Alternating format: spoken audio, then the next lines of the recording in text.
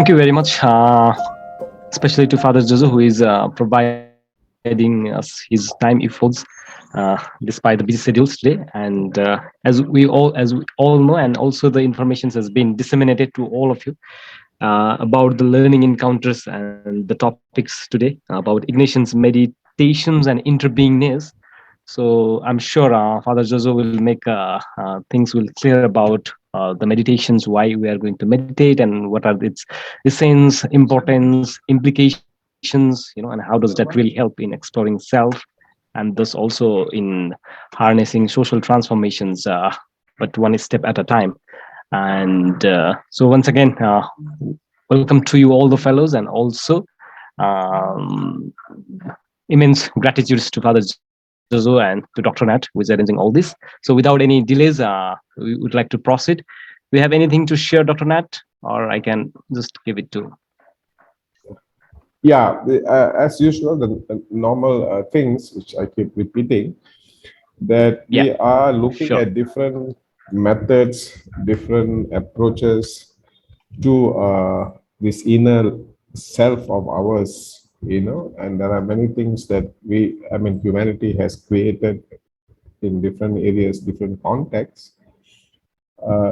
They have many similarities, common purpose, and this has a certain amount of universality at the mystical level. If you heard both Professor Iklas and Professor Dickey talking about that, at some point we all connect. They don't look at this this differentiation between religions and communities, because we are connected in many senses. So these approaches that we are looking at, it's not to become a master, but to understand this interfaith, transfaith context and pick up some things, initiate that, and then take it on if you think it is helpful. And we can always ask Father Jojo to help us come back. And always keep in mind the whole idea of connecting the dots. From February 1st, we have started many things. You have to start connecting the dots. We'll go through a process for that, but please look at it as something that is being put into this big lake, and they are creating all these ripples, but ripples keep crossing each other. Ripples are never separate. If you look at a lake and you throw two stones, the two stones will create ripples and they will cross each other. So these are something like that. These different learning encounters are like ripples, and they will cross each other. They will multiple sense cross each other, and we have to find these meeting points. So I think with that, for Jojo, it's your session. Okay, right. Thank you. Yeah.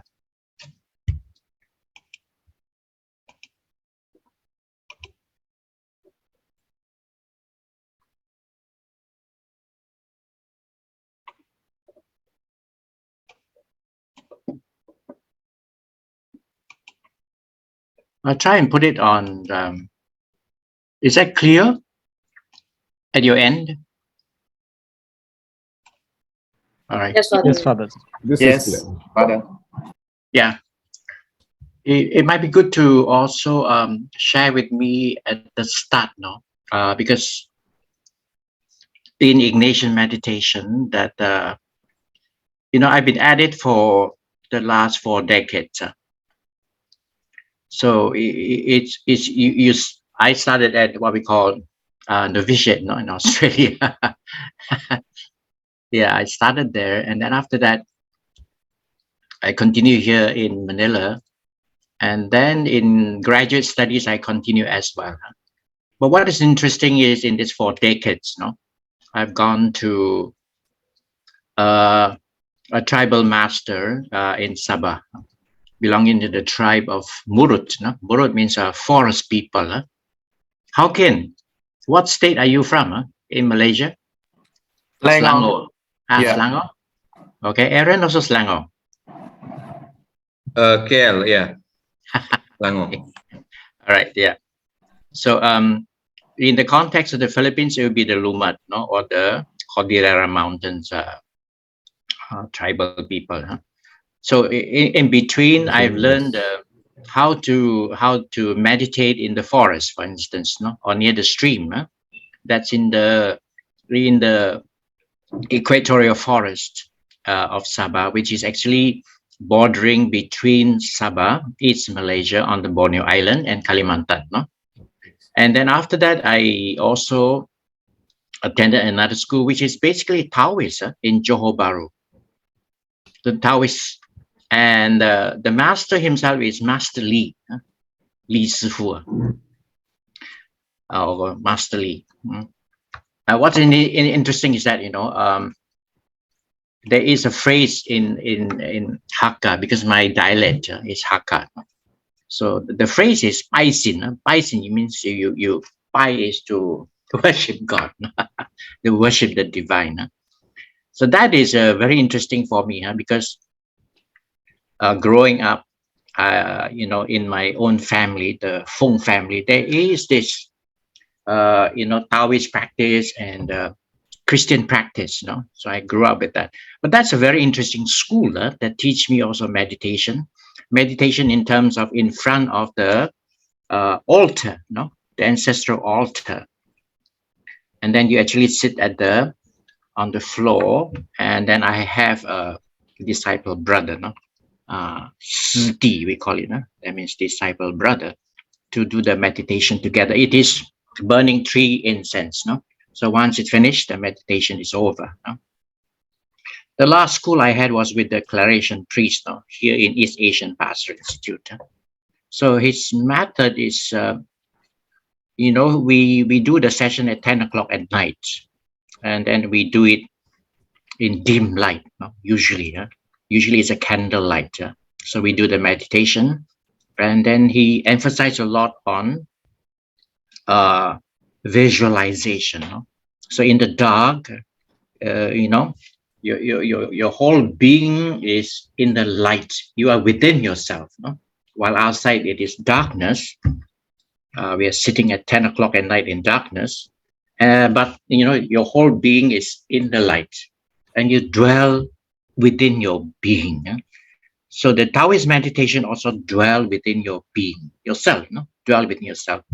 And Ignatian meditation is also dwelling within your being, within yourself. So I find that space very interesting. So Ignatian meditation, we call it interiority, or inner space, inner space. So so that sense of inner space or interiority is that same space that Ignatian meditation asked me to reach within. So also the tribal master within, then the Taoist master within, then the last one with the Claration priest also within. He comes from a tradition called Kejawenan. That means a traditional Javanese meditation. And then he managed to integrate it within what we call the Trinitarian, the belief in God, believe in Jesus, believe in the Spirit. So it's integrated. So again, very interesting.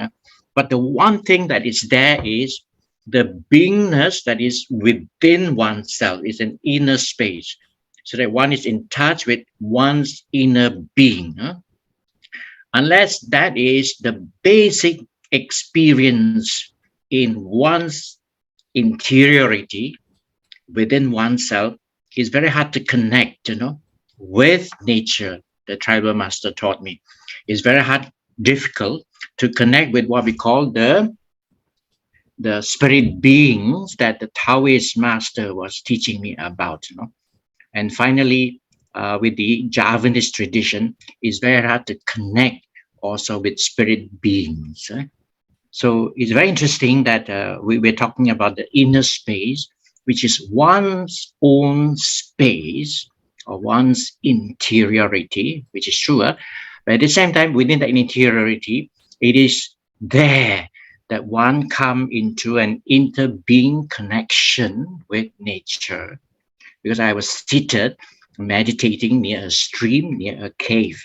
The cave is where my tribal master, actually went inside for a month. So, and then he came out, with immense power. So he was actually mentoring me to get in touch with that inner space, because that inner space is where you need to be in touch with yourself, the power within you. And then as I meditate, the power also grows to connect with my mind, connect with my body, connect with my emotions. So let me go to the next slide. Now, when we use the word Ignatian, it has to be this guy, It's called Saint Ignatius of Loyola. He lived some time ago, 1491 to 1556. He is a Spaniard. Again, he's a Basque, so he's quite unique. What is very interesting is, in the year 1540 onwards in Rome, that's when he got connected with the cosmic world. He talks about connecting with the stars, connecting with the moon, with the night sky, connecting with the entire cosmos. So it wasn't as though at the early stage of his life, at the early stage of his life, he was trying to get within himself, because he was a soldier. The soldier's life is about the sword. It's about it's about winning the war. It's all glory and pride. It's like today, you live for status, you live for power, you live for privilege, you live for fame. Everything is outside of yourself. But he's empty within, because he has not gone within himself to build up that sense of interiority. He doesn't know how to go into the inner space actually. So he has gone to the caves, for instance, to meditate. So that's an attempt on his part in his life at some point in his life, because his leg was shattered. He no longer can serve, in the army. So it's nothing more that his life is in pursuit of. So he's left alone. Therefore, you need to go within oneself. So he developed what we call the technology to reach within oneself. Now that technology, it is all the different traditions can teach you, from Sufism to Buddhism to Hinduism to even primal religions. Their master can teach us to go within the inner space. So you got to find yourself within the inner space of yourself, because in the depth of one's interiority, inner space, you discover who you really are, and then you get rooted in yourself, in your beingness. And that's what I think is important for me, to get a sense that I'm rooted deeply within myself. And then deeply within myself, I'm in touch with my emotions. Because emotion speaks to you of who you are at this point in your life. So let me share this with you. This is a prayer experience I had Friday, March 18, at 7:23 in the morning. I pray with my body. So in the Ignatian meditation, it is also to be aware that one's interiority is actually within one's body. So I took off my shoes and sat cross-legged on the sofa. And then I closed my eyes and I sat in silence. Then I found myself within the inner space of being in my body. I think this is important, to realize that one is an embodied being with a space within. And that space, I think, is really for me to go within, so that space is not a small space. That space enlarges. That space grow. I grow it actually. I grow it with the many times I'm able to go within myself. I grow it. I grow it, so that it is growing it, so that that beingness goes beyond the skin of my body. Then I connect. So then interbeingness beingness needs you to grow it. So you grow that interbeingness from the inner beingness. You grow it through meditation. So it is it is this that I grow it. I took off my shoes and I sat cross-legged on the sofa. I close my eyes. I go in within myself. Emotions. Deep down, I really felt elated and grateful because the pain in my left knee has subsided with the infrared treatment. This is so important. You get in touch with your body self, and you said that, my goodness, how do I feel at this point in the inner space of myself? To be honest, on Friday I felt like, whew, I feel elated, like on top of the world, because last week I was in excruciating pain in my left knee. For reasons unknown to myself, it got inflamed. Last Thursday, Friday, I could hardly walk because the pain was immense.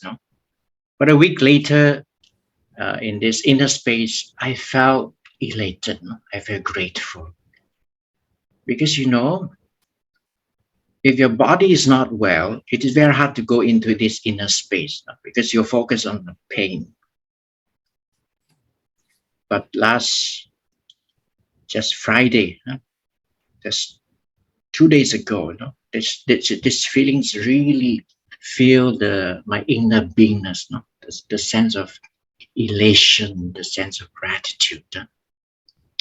Now, what is also important is, I in the inner being, I experience a sense of elation. Yeah. So Ignatian meditation is in touch with the body, in touch with the emotions. Then, of course, the mind is also at work. Now, the mind enables me, one, to be aware. Aware. I become mindful. And what is also interesting is, at the same time, we talk about mind consciousness, or mindfulness.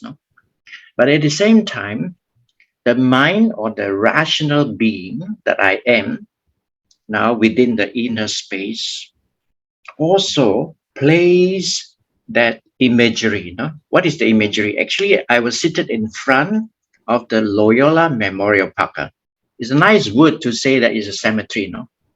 Yeah, Loyola Memorial Park. So I become aware in my imagination, or the screen of my mind, or the screen of my consciousness, that park with the cemeteries, and then with the trees, with the green meadows.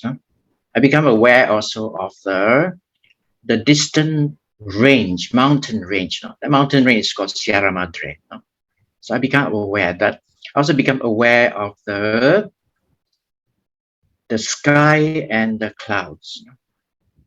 So it's very interesting. In one inner beingness, as you grow it, it goes beyond the boundary of your skin, because you are growing that sense of interbeingness. Interbeingness. That interbeingness, because of your imagination and because of your affectivity, that's why I stress on the word emotions. I feel elated. That is also a capacity within one's inner beingness to connect with, the green meadows. Now, I'm not connecting as such with the graves. I'm connecting with what we call the ancestors, the loved ones who have gone before us. I'm connecting with the distant mountain range. I'm connecting with the sky, the blue sky. I'm connecting with the clouds. I'm connecting with the sunlight. Now, in this Friday meditation, this is all of it, It's all of it. So you realize that if you give time to go within your inner space, you get in touch with your inner being. And the many times you can go within is to grow that inner beingness, to grow that interbeingness. So why Ignatian meditation? So that using my body, using my emotions for affectivity, using my mind, in terms of consciousness and imagination. I grow my inner beingness in order to grow the interbeingness as well, especially with all things, all creatures outside the skin of my own inner beingness. Then you become porous. Huh? You realize that you become porous. No? Yes, one's body is matter. No? My body is matter. I'm within my body.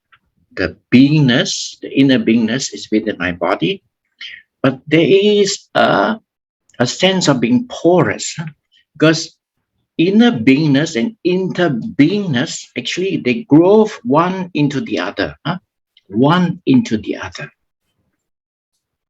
And you use what we call the body, you use your emotions or affectivity, you use your mind or rationality as capacities, no, to grow that sense of inner beingness, that sense of interbeingness. Are you with me, or this guy is talking nonsense?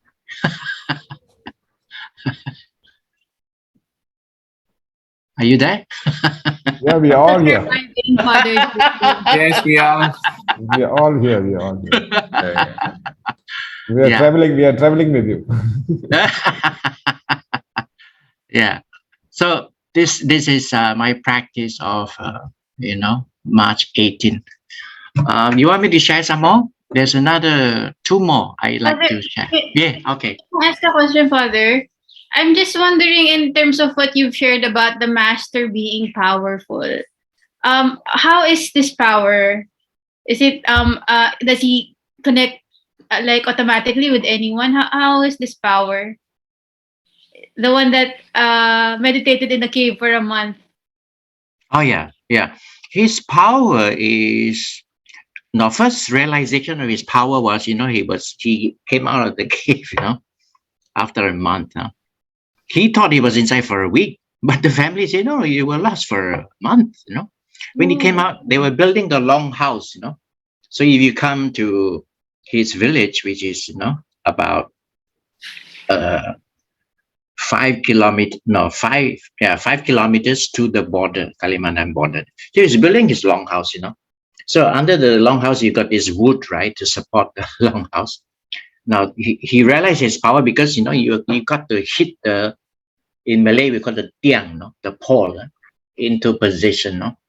So you either use the wood or you use the hand just to move it.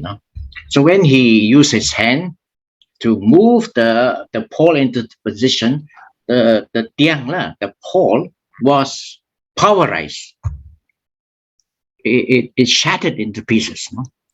That's when he realized his immense power. So he told me, I dare not use my hand anymore to hit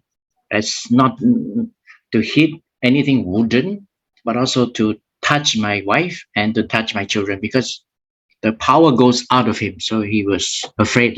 He's really afraid. Now, that power, he used it for what, Now he used that power. Let me just share this story. Because this is how you grow your inner beingness. That 1 month is to grow that, that inner beingness. He carries so much power. Now, this is what he told me.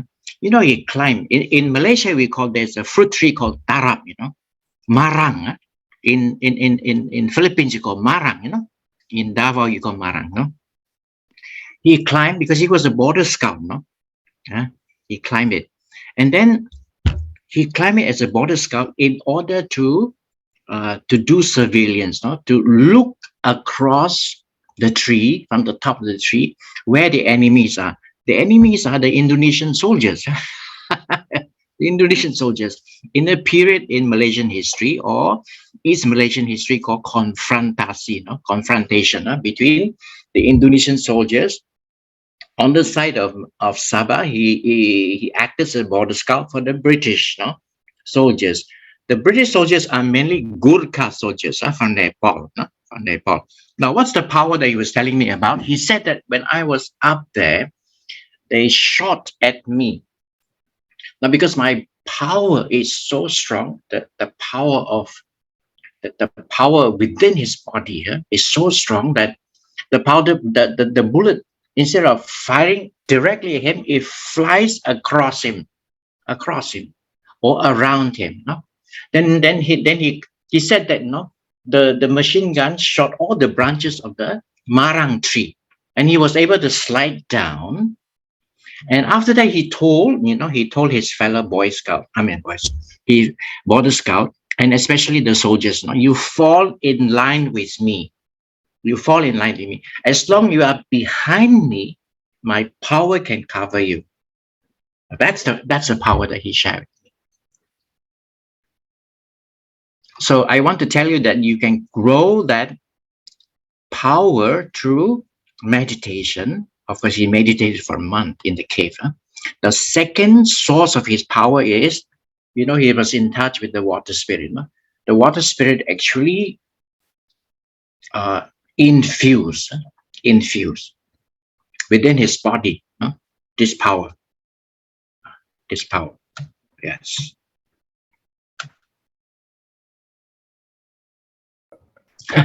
Jojo, this is something that I think it will take a bit of time for them to Okay. even accept as a reality. Yeah. Because we are not, we sometimes, not making mention of, but we are sometimes so caught up with our own black and white reality.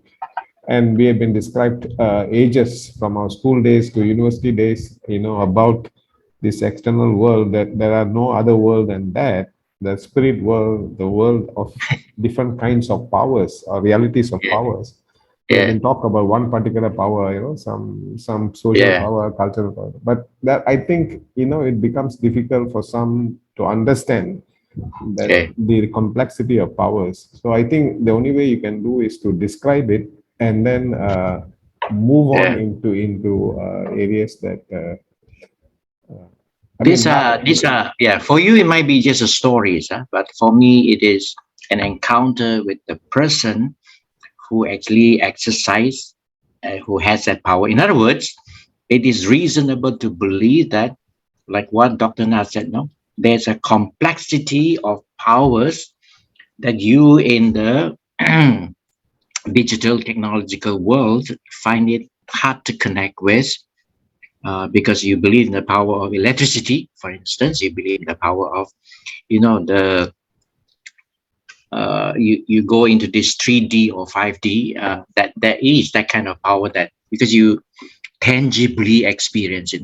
So the key word is the tangibility of believing in such powers begins with oneself. Growing that power from within through meditation. So that's it.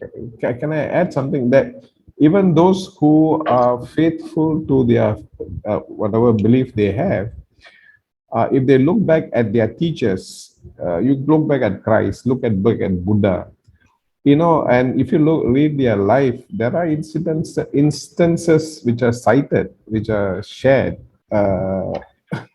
which are incredible. Whether it's is turning one loaf into many loaves. So these are powers that we sometimes talk in relation to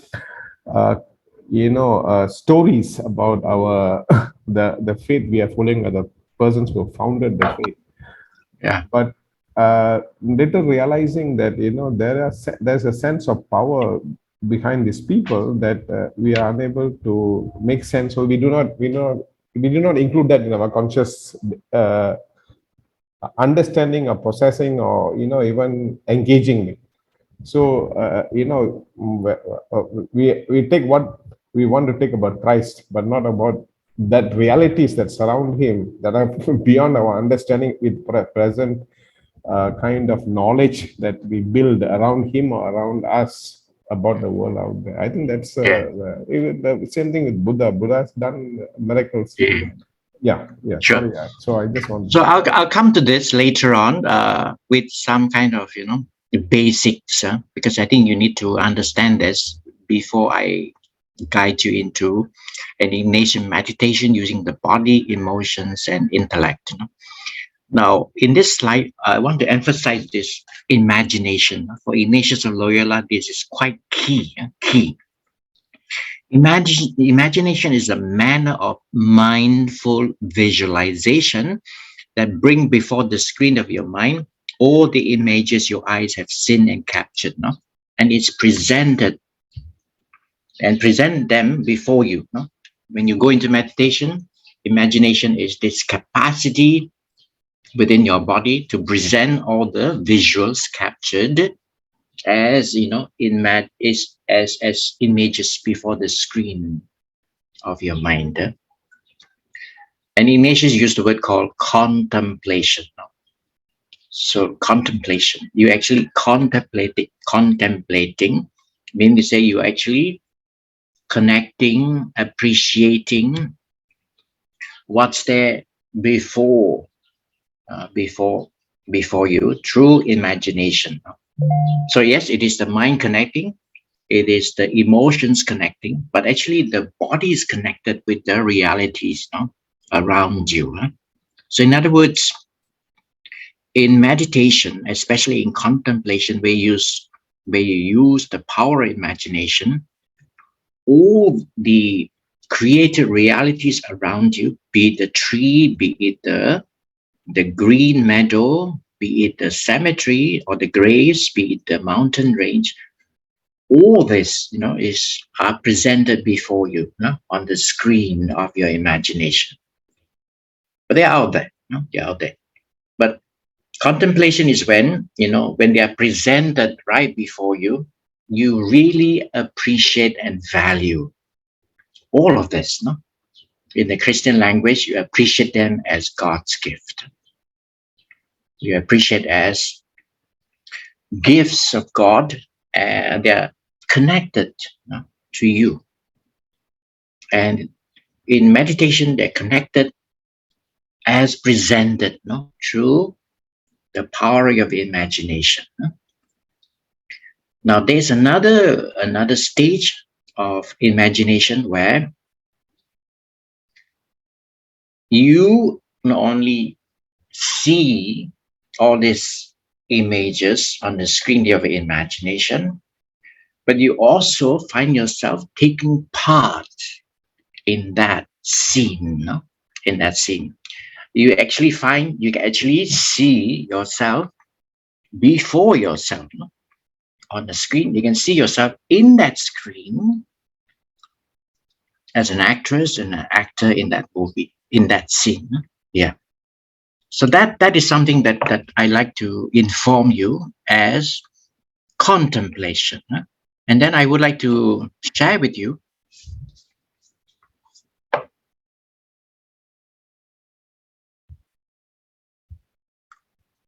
Sunday, March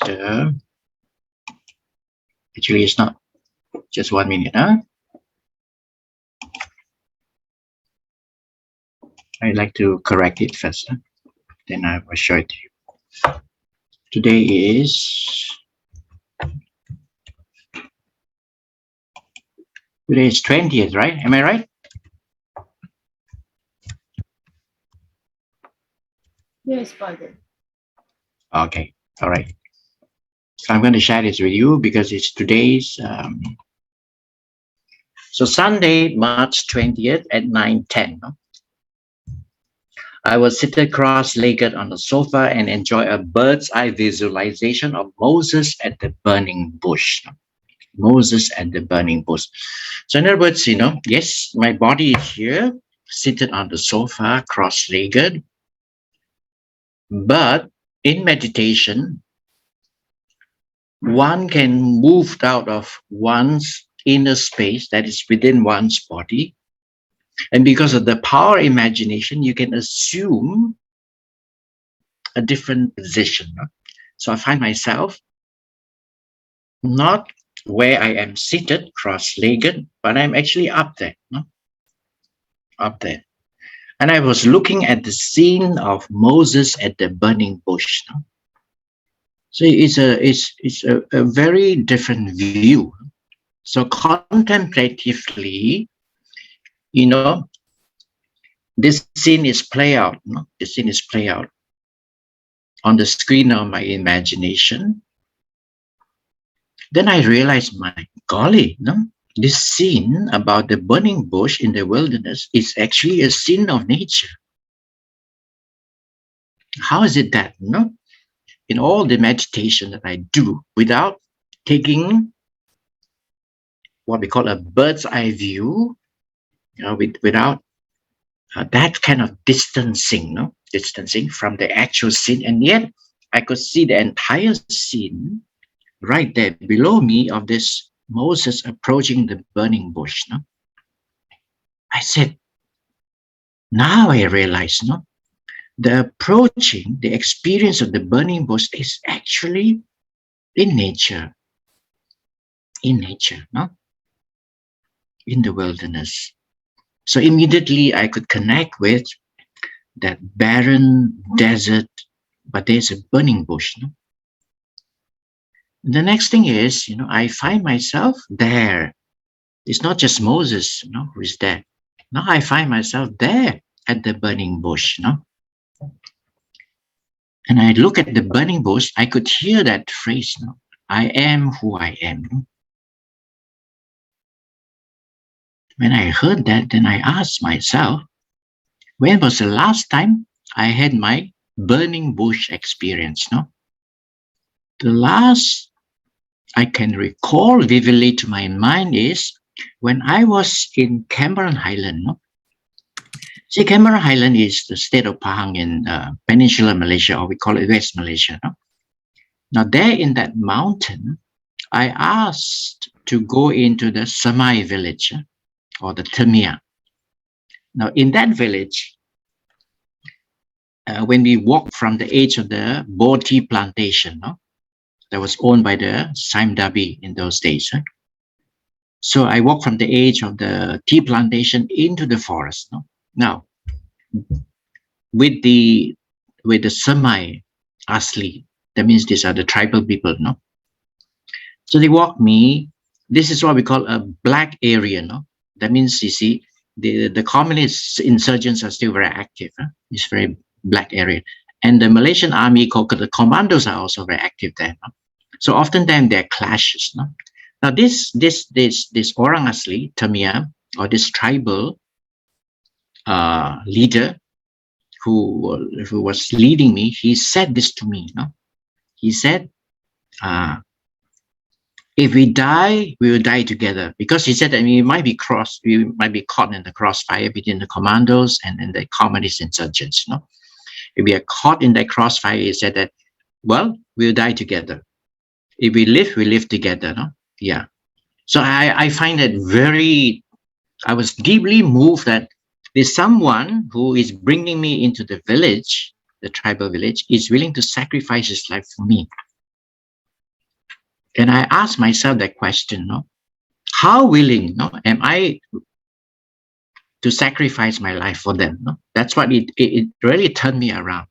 So I call that the burning bush experience, you know.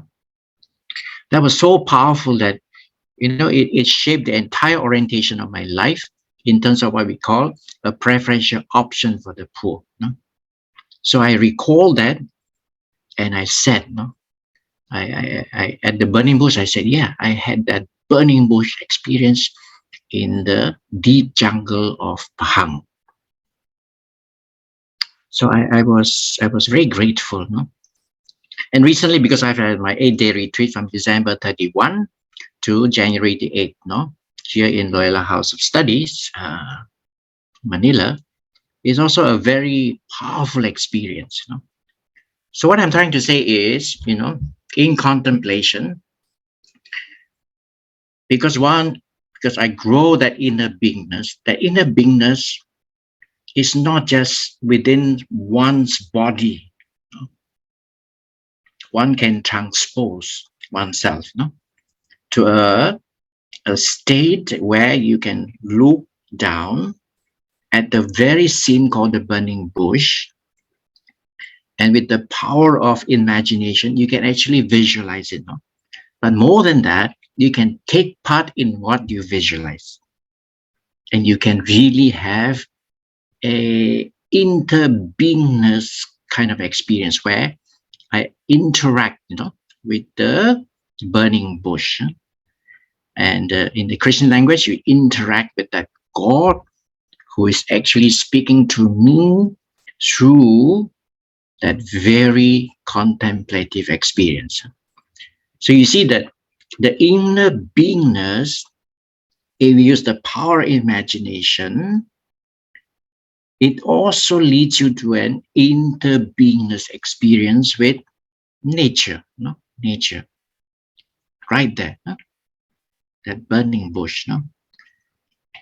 And also, you will also bring up from your memory, from my memory, experiences, powerful experiences, transformational experiences. I think this is very important. In Ignatian meditation, it brings to memory, the power of memory at work, brings to memory those powerful transformational experiences. And it unleashes that power from that memory of that experience. It unleashes that power. And of course, you feel elated, you feel, grateful that this one, tribal leader said such sacrificial words. So it's not only Jesus said that. There are many great leaders who really said those sacrificial words. They forget themselves, they give themselves to others. So then it floods me from this contemplative experience. It floods the whole of my inner being. And that I think is a way of growing it, a way of rooting oneself, in that deep contemplative experience. Yeah. Okay. Have I lost you? Yeah. You are. I hope they are feeling that, and they feel this experience you are taking us through. Thank you so much for that. Yeah. Yes. Jojo, if you think there's need the time for a break, you can. Unless you want. Sure. Yeah. I just share one last experience, and then we take a break. Is that okay, guys? Girls? Yeah. One more. Huh? This is a very wakeful kind of experience. Thursday, March 17, at 6 o'clock in the morning. See, I was eating my oats with these Gucci berries. So as I was eating, I was sitting at the table. So I was admiring and feeling connected with the tree outside my window in my room. I call that tree Ganda because Ganda means beautiful. Ray? Marnie? Copy, Father. That's right, Father. Correct. Yeah. The tree has a bark which is like, multicolor. So I call it Ganda. So I could feel that. I could feel the presence of this tree.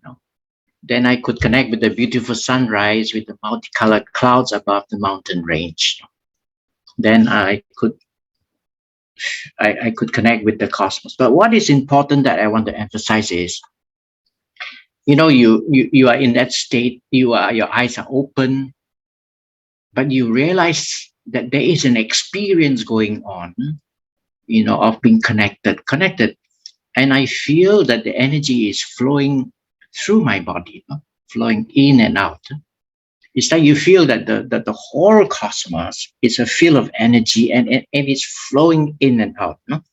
It's in and out of my body, in and through this tree, in and through the sunrise, and you go further, in and out of this entire cosmos. Now this is of late. Of late, I had this kind of experience eyes open, fully awake, morning.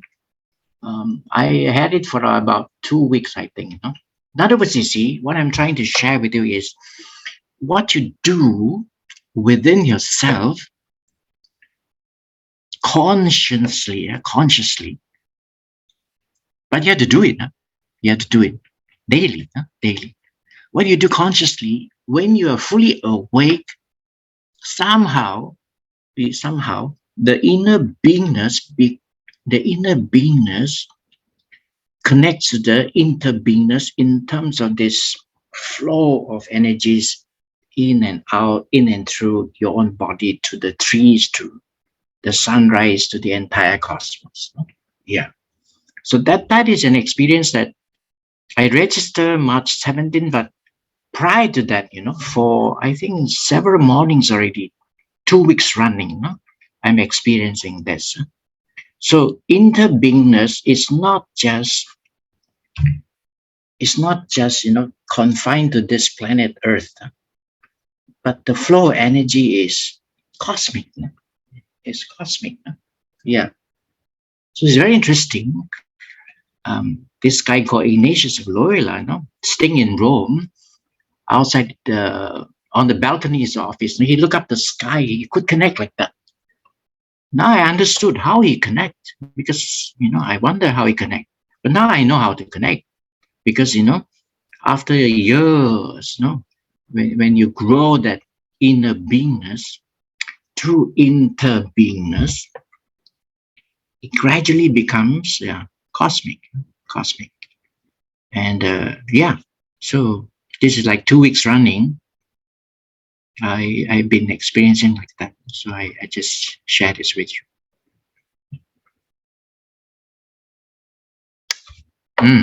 Okay.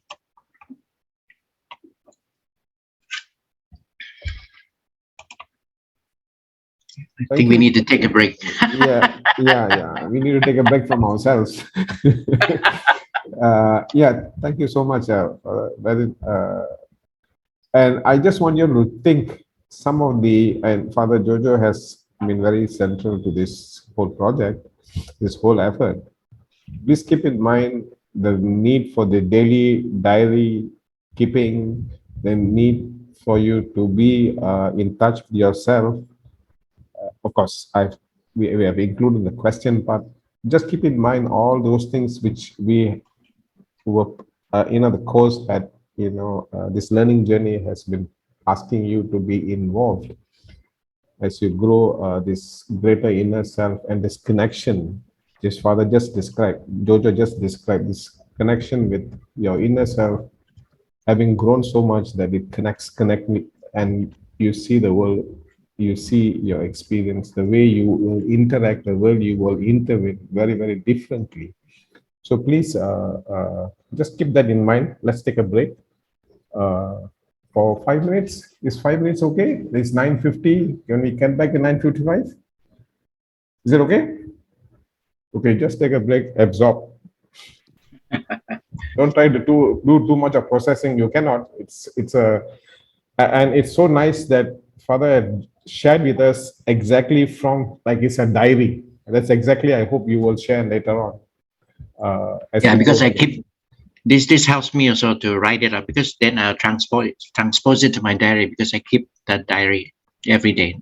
Okay, so that's something which they are supposed to be doing. I'm sure they are doing it, but it's to understand that this process that we are doing diary is not a simple thing. If you are completely involved, you're authentic, you're serious about it, it's a very different thing altogether that gets you in. Then you may not want to write a diary, but it's inside you like a diary. So please, keep these things as you learn, as you hear from Jojo, and we'll come back. Okay, let's take a 5-minute break. Okay, 5 minutes, 9:55. Be back. Yeah. Thank you, Jojo, for putting together some of those things which we were hoping that fellows here will continue to do. This idea of diary keeping, this idea of deep questioning, which also means a lot of imagination, memory. Mm. You know, they're supposed to have a living question bank, as it were. You know, keep on growing their question. But to grow a question, you have to imagine the world. Yeah. Yeah. And to remember many things that you have gone through as experience. Yeah. Yeah, that's very interesting, and it's so important that when you shared that burning bush realization, that's something that I hope that the fellows will in the process have a burning bush experience, because Uh-huh. that experience is so critical when you engage with the social world, not mechanically, but out of a very deep sense of your own self unfolding. Mm. And Yeah.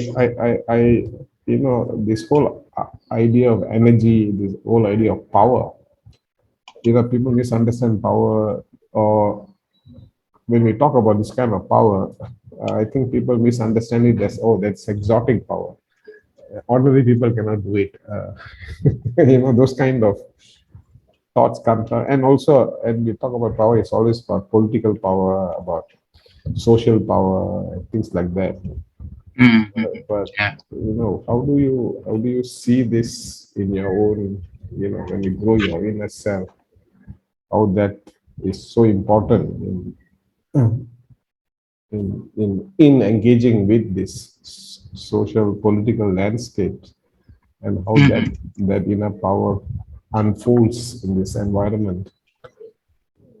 Yep. These are things which I think, I hope it will unfold as they go through this experience.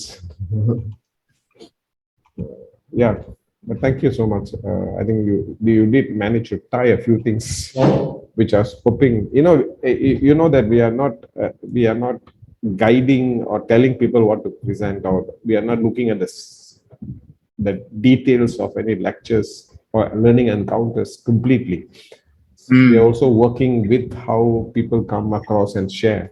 So what you have shared today is, falling into the kind of things that, the learning journey has been trying to establish, connect. Why you need to do a daring, why you need to connect with yourself, how do you connecting with yourself with nature is also connecting with, that's all the inner and inter being.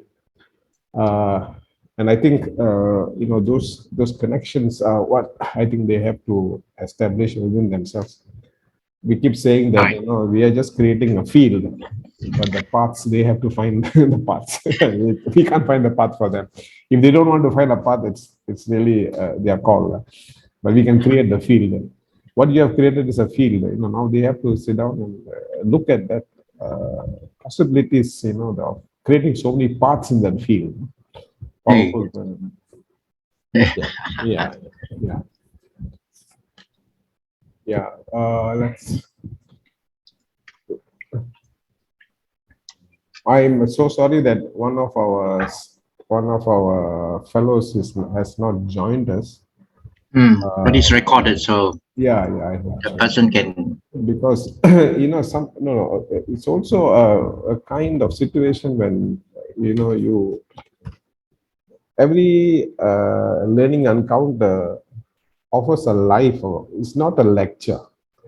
That is the most critical thing that I've been trying to get them to understand. It's not a lecture. A lecture I can record and say, you don't have to come. You come, you don't come, I don't care. It doesn't matter to me. You just come in. But we are talking about a learning encounter. This is your life you're sharing. And to take your life as seriously as anything else that they will take in their life. That is the meaning of a learning encounter, because you're encountering your life. And your life is sacred. Whatever it is, whether you like it, don't like it, sacred. You are sharing that life in the journey that you have taken. And so we have been also trying to tell people, fellows, please be there in time, engage, have conversation, because you are encouraging this exchange at a different level. You know? So as you have shared, that's what when some do not come in time, or keep this becomes a little bit of a challenge for the way in which we have devised many of these learning encounters with people like you and others who have come and shared their life. Yeah. Yes, Sir Joe. We can start. Yeah, maybe be clear our mind first. If you have anything to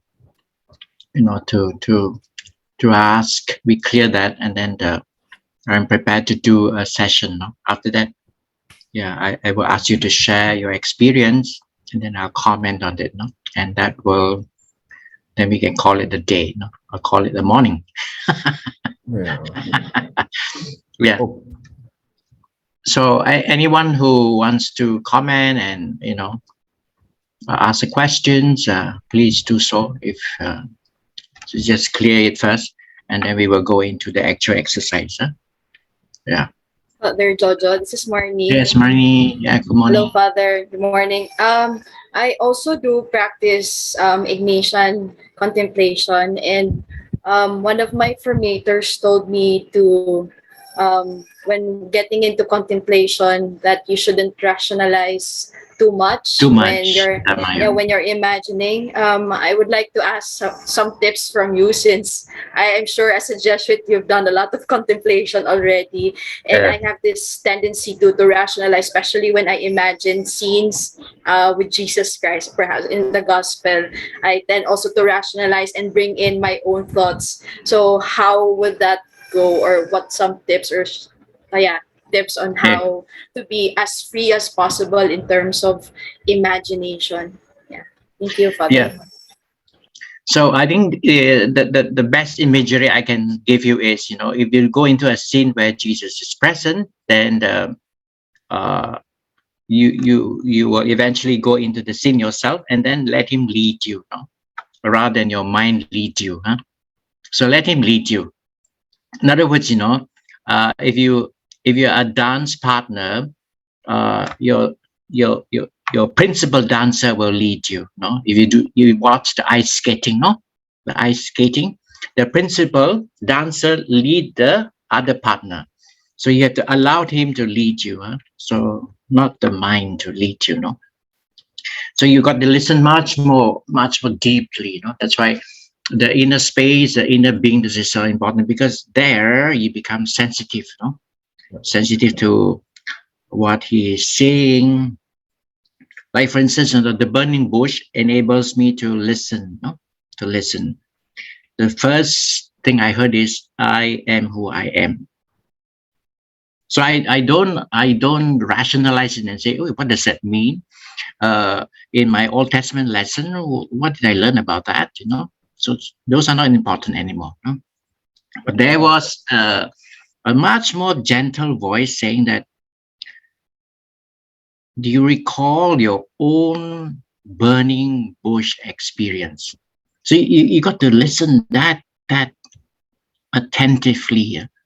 So if your mind is thinking, you will not be able to hear that voice. When was your last burning bush experience? So I could go on reasoning and say, oh, wow, that professor told me I am who I am means, I am who I am. I will be who I will be. So you can go on like that. So it's the mind talking to the mind. That's not good enough. That is what we call thinking. Thinking. Contemplation is quite different. Contemplation is when you go into the inner space, you stay quiet because you want to hear what is your dance partner next move. And you want to hear that voice so that you could recall an experience. So I think if you stay silent, away from the noise of this mind, I think you'll be able to hear, and that engagement is at the deeper level. No? It's not just at the rational level. No? Okay. Yeah. Okay. Just to add, please remember what if those of you who have gone through the Zen Tangle and are practicing it, please remember what Dilip shared with you. Let your fingers stop your mind from working. Don't stop drawing. Just let the pen take you for a walk. You don't take the pen for a walk. That's writing. So you get a Zen Tangle. You get a. So I think remember some of these things which Uday talked about, being in the dance and being at the gallery. Just remember some of these metaphors that were used, that they would help in understanding what Jojo is saying. Yeah, many metaphors you can use. Okay. Thank you, Father. Ji, selamat din.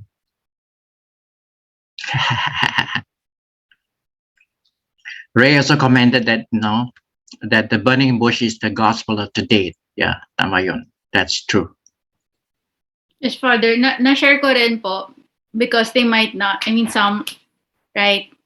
They don't necessarily go for Catholic masses, so. No, I would think, I think just leave it at it. Let people, I don't think we need to explain too many things. I mean, what you wrote is fine, but just leave it like that. Let that be a doubt. Let that be a question in the mind. Just leave it there.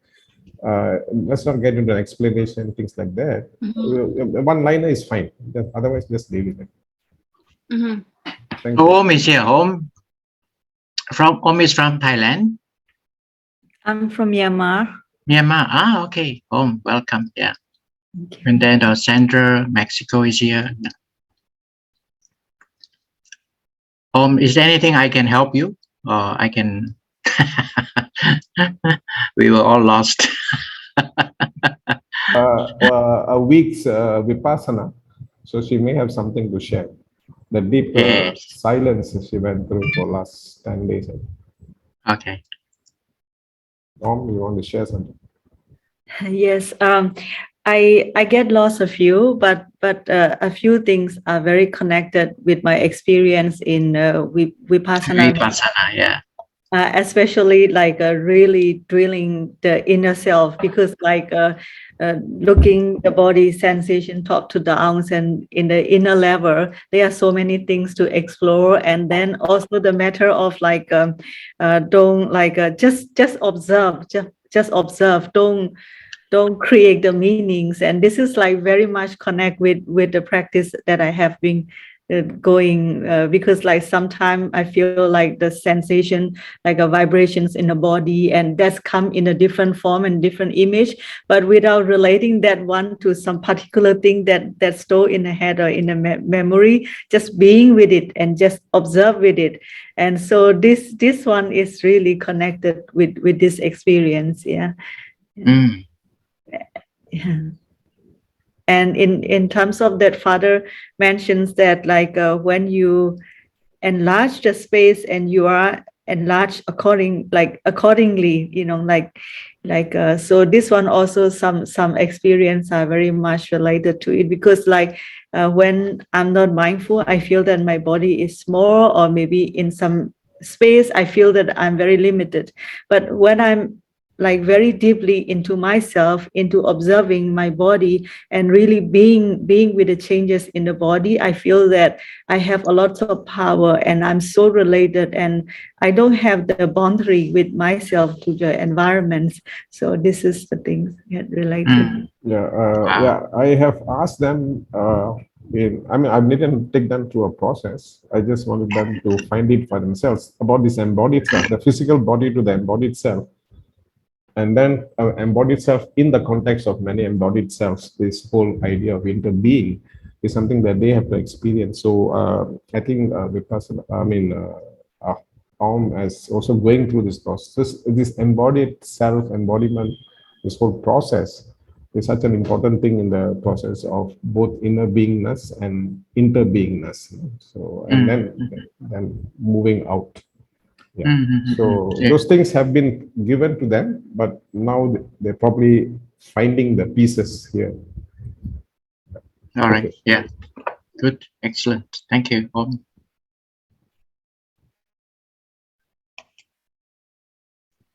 Could I share Yes. something? Well, Yes, Ray. I find it funny at times that, well, I really enjoy like looking into contexts and seeing the connection of history like across different nations, heritages and such. So historical revisionism and trying to find what is Filipino within the Catholic, which was supposedly Spanish faith, but of course not necessarily like that, but you know, that kind of thing.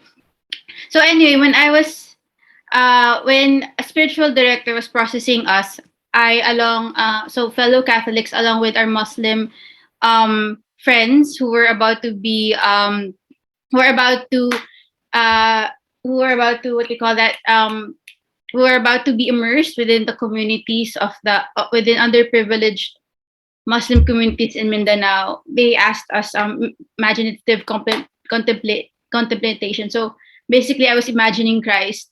I was trying to imagine Jesus. But then I ended up imagining blue eyes. And so I questioned myself, no, that's very colonial. So that kind of thing, that kind of struggle, like, wait, where is Christ? Where is this divine, and for our Muslim friends there, the spiritual director was Catholic, but she was like, and in terms of your faith practice, how is Allah felt? For Christians, it might be we imagine Christ, but in your end, so I'm like wondering, all of this subjectivity and yeah, the things that cover up the good in terms of my faith, the colonial roots, the injustices that have actually led to a Catholic identity in the Philippines. So, but yeah, just that. So it's a struggle every time, Father Jojo. Yeah. Also, it's good to go into this inner space. Now, this inner space is an admixture. Yeah. But if you go deeper and deeper, you find that, the inner space is not a colonized space. It's not. And that is a very truthful space. It tells you exactly who you are, truthfully, because you come home to the truth about yourself. So I think, yes, it's a process where you decolonize yourself as well. But you need to stay in, you need to stay deeper and deeper. So you must go down, down, down. That's why the practice is important, the practice. But more than that, I think the practice is to grow that, because that is the core, that is foundational to who you are, to come home to the home truth about being a human, in this planet Earth, and being a human in this cosmos. You need to come home to that and experience that, so that this you interiorize that, and then you embody it, and so that your entire being grow out of this, out of this deepest truth that gives you that sense of beingness, a sense of authenticity, that sense of it's like, the home experience of being compassionate is the home experience of this divine, who is compassionate. Once you get down to that level of deep experience, the source of compassion is the divine who is compassionate. Then doing compassion will not burn you up, Otherwise we get burned up because we're not grounded, we are not experiencing the source of compassion, the source of mercy, the source of justice. If it's just notional, you run aground, you get exhausted, you're fatigued, and then you are disillusioned and angry at that, and you're finished. You're finished. You're burnt up. Thanks, Father. Oh. This learning journey is also very much a decolonization process. It's a decolonization of self when our life world itself is colonized, in addition to political, economic colonization. So it is also a very seriously a decolonization process where we are talking about rebooting self. Rebooting self cannot happen without decolonization. So this is one way in which we need to decolonize our life worlds. If they can see a blue-eyed Christ, you know how colonized our mind is. We can't even experience Christ as a person without the images that have been given to us, which is largely false. So imagine the kind of struggle we have to even encounter to encounter Christ, to understand, to see Christ. See, I'm not looking at Christ. It's a challenging in a world like where we are colonized. Our life worlds are colonized. Our stories are colonized. The stories we live by, something which we discussed to an extent. The stories we live by guiding us, and that stories have images, sounds. Those are guiding us. So I think decolonization is such a deep process. It also means that liberating your inner self, and of course, like what Father Jojo is saying, connecting with the indigenous. The indigenous is still, there, which is a kind of decolonized space, which you can draws your strength from. Okay, so sorry. Sandra, come here. Let's hear your voice.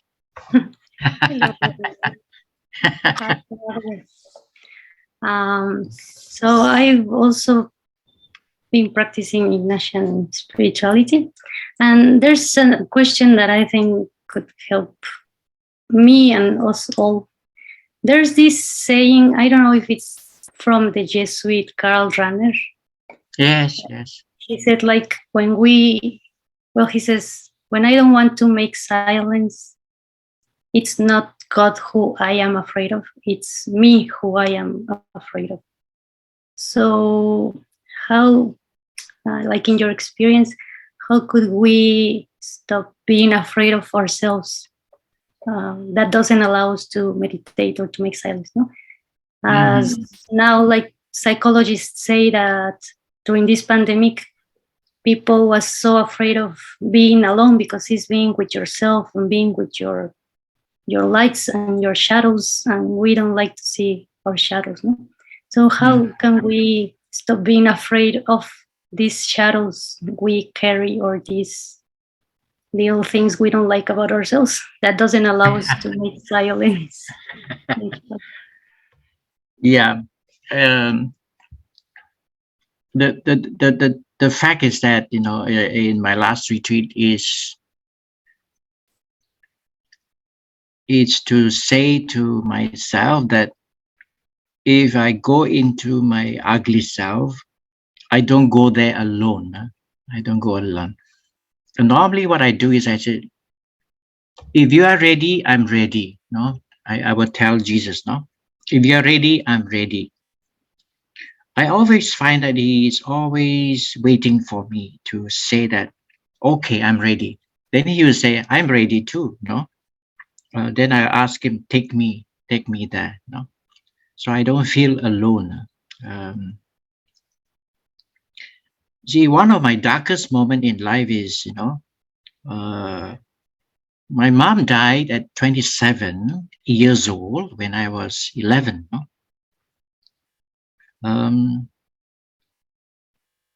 I find it very hard to go there. Very hard to go there because there are a lot of mixed emotions about within myself, also towards her. No? One of the things I never knew is that when Jesus takes me there, is to realize that I am very angry with her. I never knew that. I always say that, Mom, I missed you very much, But I didn't realize that there is a question that at the age of 11, that I was asking deep down within my being, that I never attended to it. No, the question that I asked but never came to surface is, why did you leave me when I was so young? Why did you have to leave me? You know? And then to allow that feeling in that question to surface, that feeling of deep anger, no anger. I thought, here that I loved her, no? But when I got deep down, then I realized, no, it's not just love; it is deep anger. No? Now, who takes me there? It is Jesus, no? Jesus takes me there. It is there that I never knew, but now I knew. Because with him going into that dark area of deep anger, then I come home to the dark side that is really tearing me apart. Huh? It is love on the surface, but there's this deep anger deep down, and this has to be resolved. And therefore, when he is there, he points out to me, on your own, you cannot forgive her. You need me to be your source of forgiveness to forgive her. Then I said, yeah, it makes sense. It makes sense. Huh? Then he showed me my mom at the age of 27. Then he pointed out to me, that's your mom. You need to forgive her. If you want to free yourself to really love her from the depth of yourself, you really need to forgive her. Now, this is very interesting, no? Because he is there, and then he is standing next to my mom. Then I could walk up to her, because there is this love on the surface. There's this anger that is so deep, but deeper than the anger is the source. Huh? The source is standing next to my mom. No? And so the source is standing next to my mom, but the source is also flooding. Flooding. It's flooding up, filling my being. Yeah? So I find myself, because the source is standing next to my mom, I could walk up, seeing myself at 9. I was 11 years old. I could see myself walk up to my mom, and I could hold her. I could hold her and say, Mom, I forgive you for leaving me so early. When I needed you most, you were not there. No? You were not there. Now that is the darkest, the heaviest feelings that really imprisoned me for years. No? Yeah.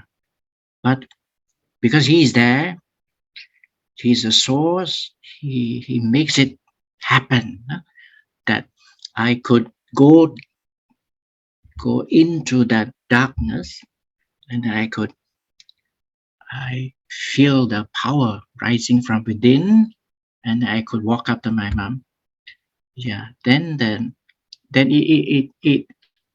release comes in the form of tears. No, yeah, I just cried. No, I just cried, and then I knew that deep down in my being, that this darkness has been dissolved. Dissolved, because I could hold her, and I said to her, Mom, I forgive you for leaving me when I needed you most. But at the end, I say to her, I love you, and please stay with me. Stay with me, because it's very important. No, so at any turn of the event, I will talk to her, because she's there. No? Like recently, on the 14th of March, So my brother migrated to New Zealand. So I talked to my brother Oliver, and I said, Oliver, can I pray with you? Actually, I offered a prayer where I talked to her, to my mom. So I talked to her. So you see, she stays with me. She stays with my brother. So that closeness is no longer affected by this darkness. Yeah, it's very dark, but I'm no longer there. I'm no longer there. Her closeness is not affected, by this darkness deep down within me anymore. Sorry, it's a long way of saying things. No, thank you very much, Father.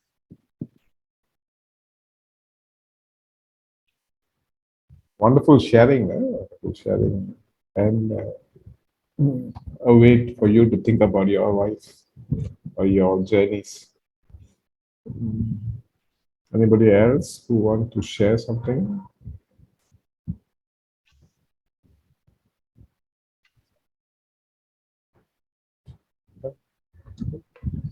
Okay. I'll take you through it. Do you have time for a small exercise? Very short. How much time do I have? 40 minutes. We have a 40 minute. Yeah. So it's 10:20. You have. You can. Let's do an exercise, maybe about 10 minutes. I just guide you through it. I just need to know a few things. One, are you in your own room? Do you have a plant in your room, or do you have a window that you can look outside and connect with? Do you have those things? Okay, good. Yeah. All right. And then we will do this imagination in terms of the very contemplative exercise. So let's do that. So I have a clock here.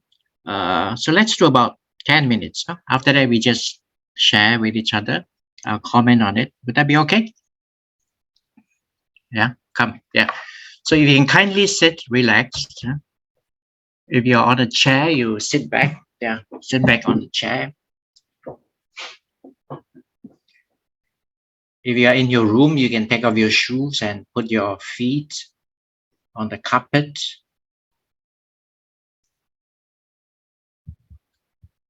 Feel the carpet with the sole of your feet.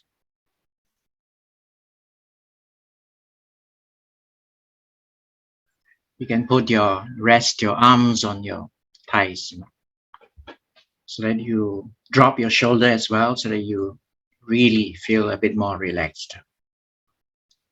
If you're wearing glasses, you take it off so that you are free from the glasses.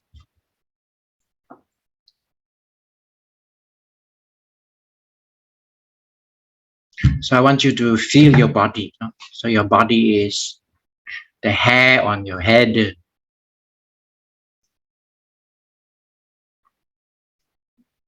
Be aware of the brain inside. Be aware of your nervous system. Your eyes is connected to the nervous system. Your nose, your ears, your mouth, all connected to the nervous system.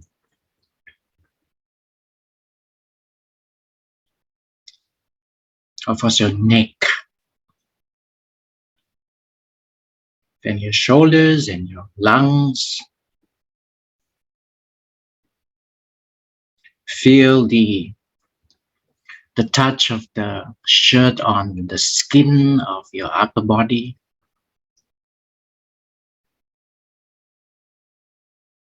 Be aware of your heartbeat and where your heart is pumping. It's keeping you alive.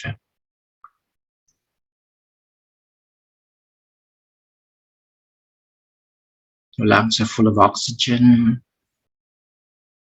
Your blood gets oxygenated and it brings nutrients, supplies oxygen to every cell in your body.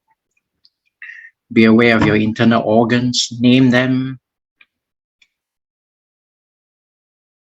from stomach to pancreas to spleen to your kidneys.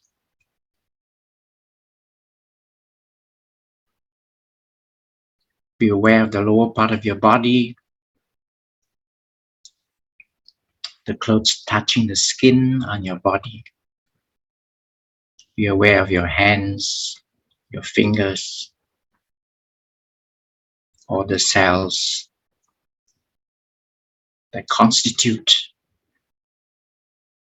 from top to now the lower part of your body. Be aware of your thighs, your knees,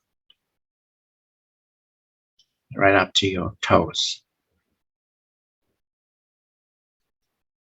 I am a body.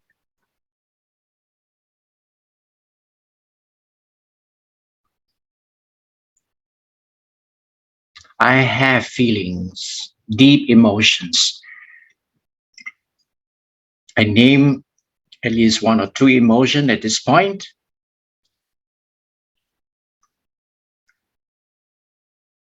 Peace, joy,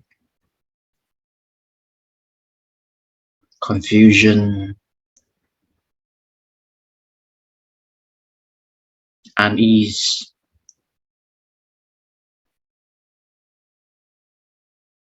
fear,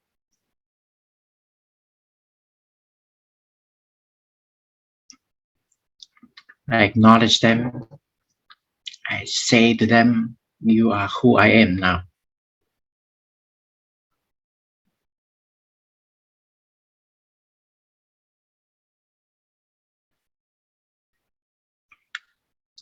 Being in touch with my feelings, I am now a bit more inside of me.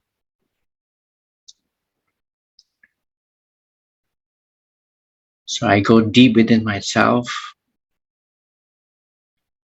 I take a deep breath and I realize there is an inner space within me.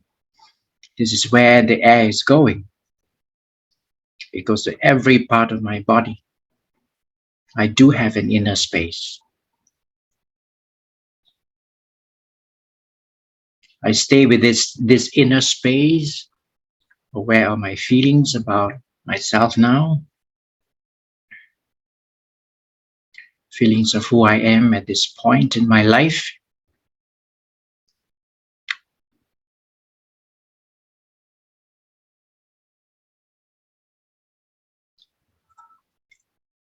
At the level of affectivity, emotion, and my body. So as I'm inside myself in the inner space,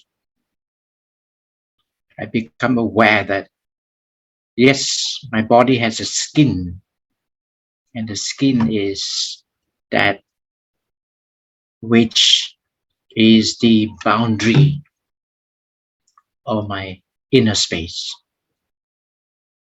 And within my skin and within my body and this inner space.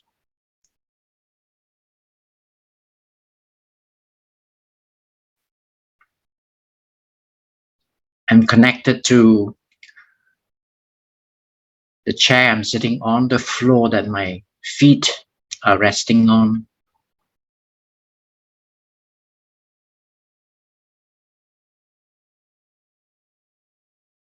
I'm connected to the computer right in front of me. I'm connected to this table. So I want you to connect consciously, mindfully, and also bodiciously. Your body is connected. Your feelings are connected. Your mind is connected to everything within that room that you are in right now. Be aware of connecting to each items in your room. So that for the first time, you become really mindful how connected you are to whatever is there in my room.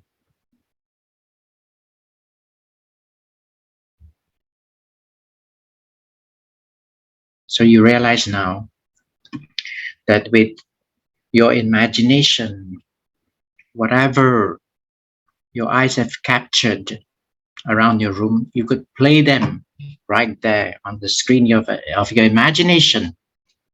And now you connect with each one.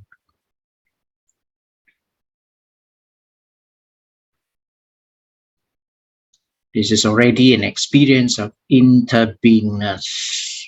From inner space, you're connected to every item in your room. Sense this interbeingness happening right now, right now.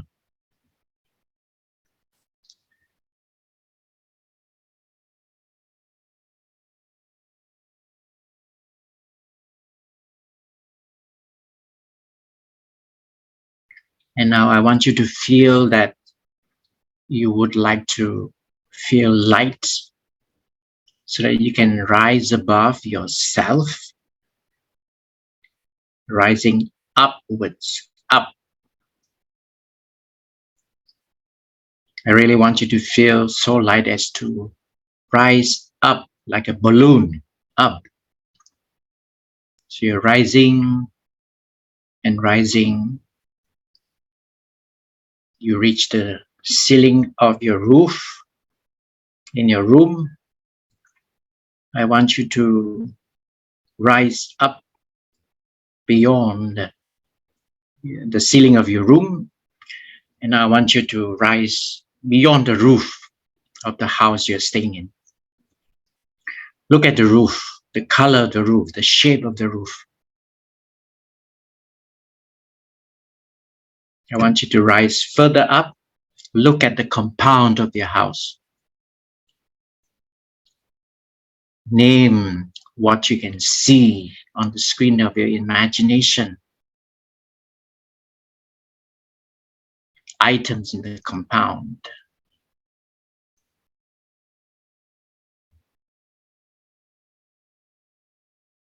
And you're rising further up, up, up, until eventually you see your own country right below you.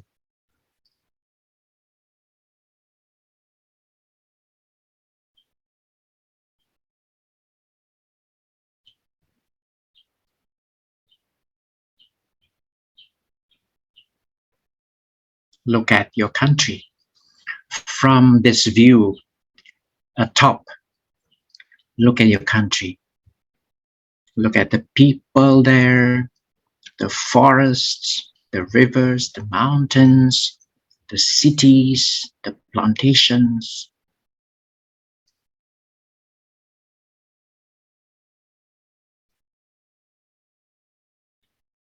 Your country affected, as it were, by this pandemic, by the crisis in Ukraine. People are also affected by the prices of oil going up. Life is very difficult for many. The life remains the same for those who can afford. But as you rise up, you say, what a country. Rich in mineral resources, natural resources, human resources. Be grateful that you are part of this country. There are many ills, yes, but still a very resourceful country. You rise up further and further. I want you to see that my country is part of this pale blue earth. And you can see now slowly from a greater distance in outer space, wow, this is the earth that I'm living in. It's good to be part of this earth.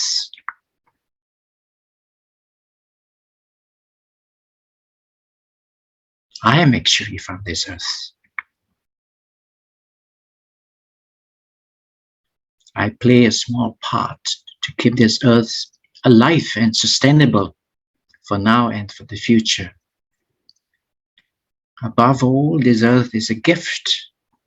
It's a gift to me, to all humankind, to other kinds. And for that, I'm truly grateful. What a gift. And I must ensure that this is a livable earth, a livable garden that I pass on to future generations and of humankind and other kinds. I pass on a green home to every generation to come.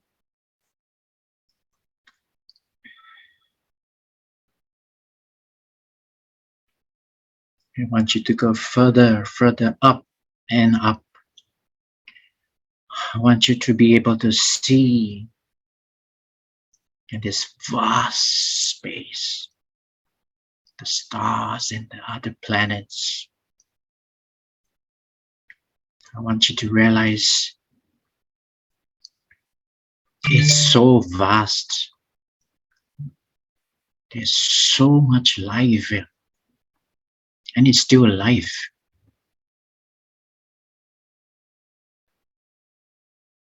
And I'm part of this vastness called cosmos, called creation.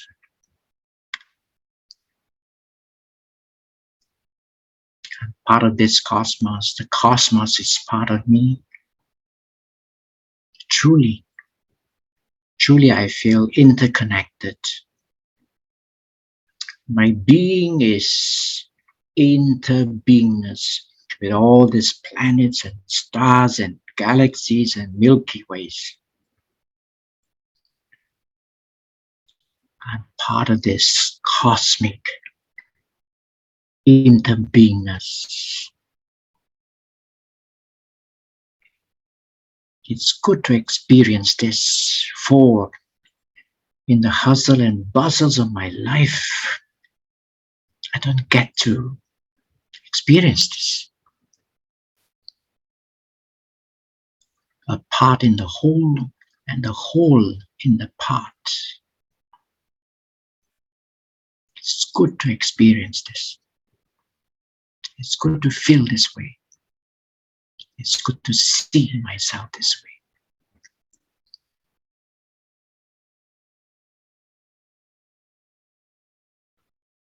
So with this beautiful experience, this sense of gratitude, sense of cosmic interbeingness, I acknowledge the source that connects us all in love, in joy, in justice, in sustainability, in generosity,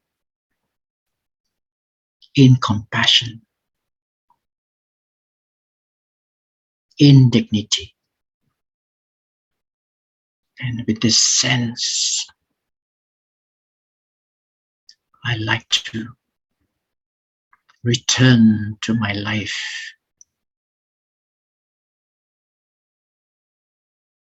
This life that is in the body. And so I just slowly, I want to return with a different sense of who I am.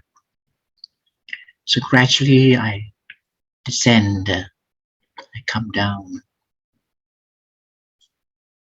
I see these blue planets bigger now and bigger.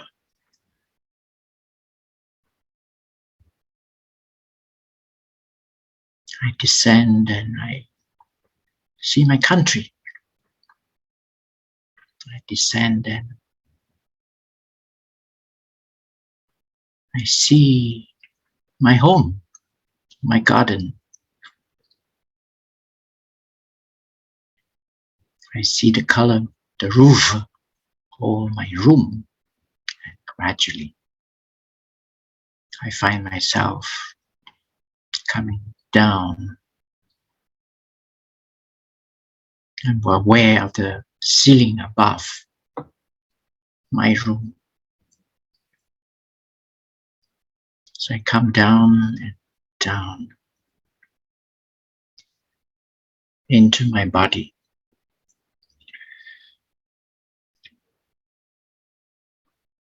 I sit within the space enclosed by my skin. I am back. I'm home to my body.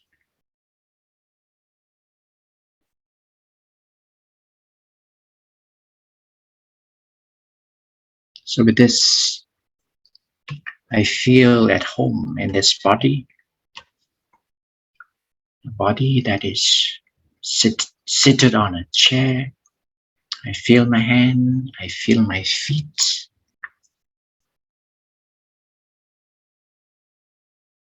I feel my body. I acknowledge my feelings. I'm grateful for this experience. And when ready, I just gradually open my eyes with gratitude in my heart.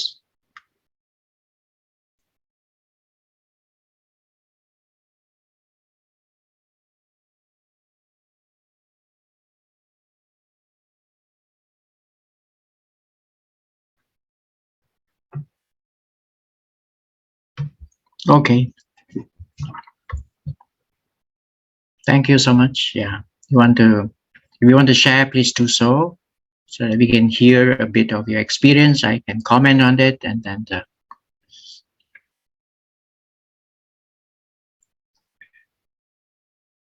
are you afraid?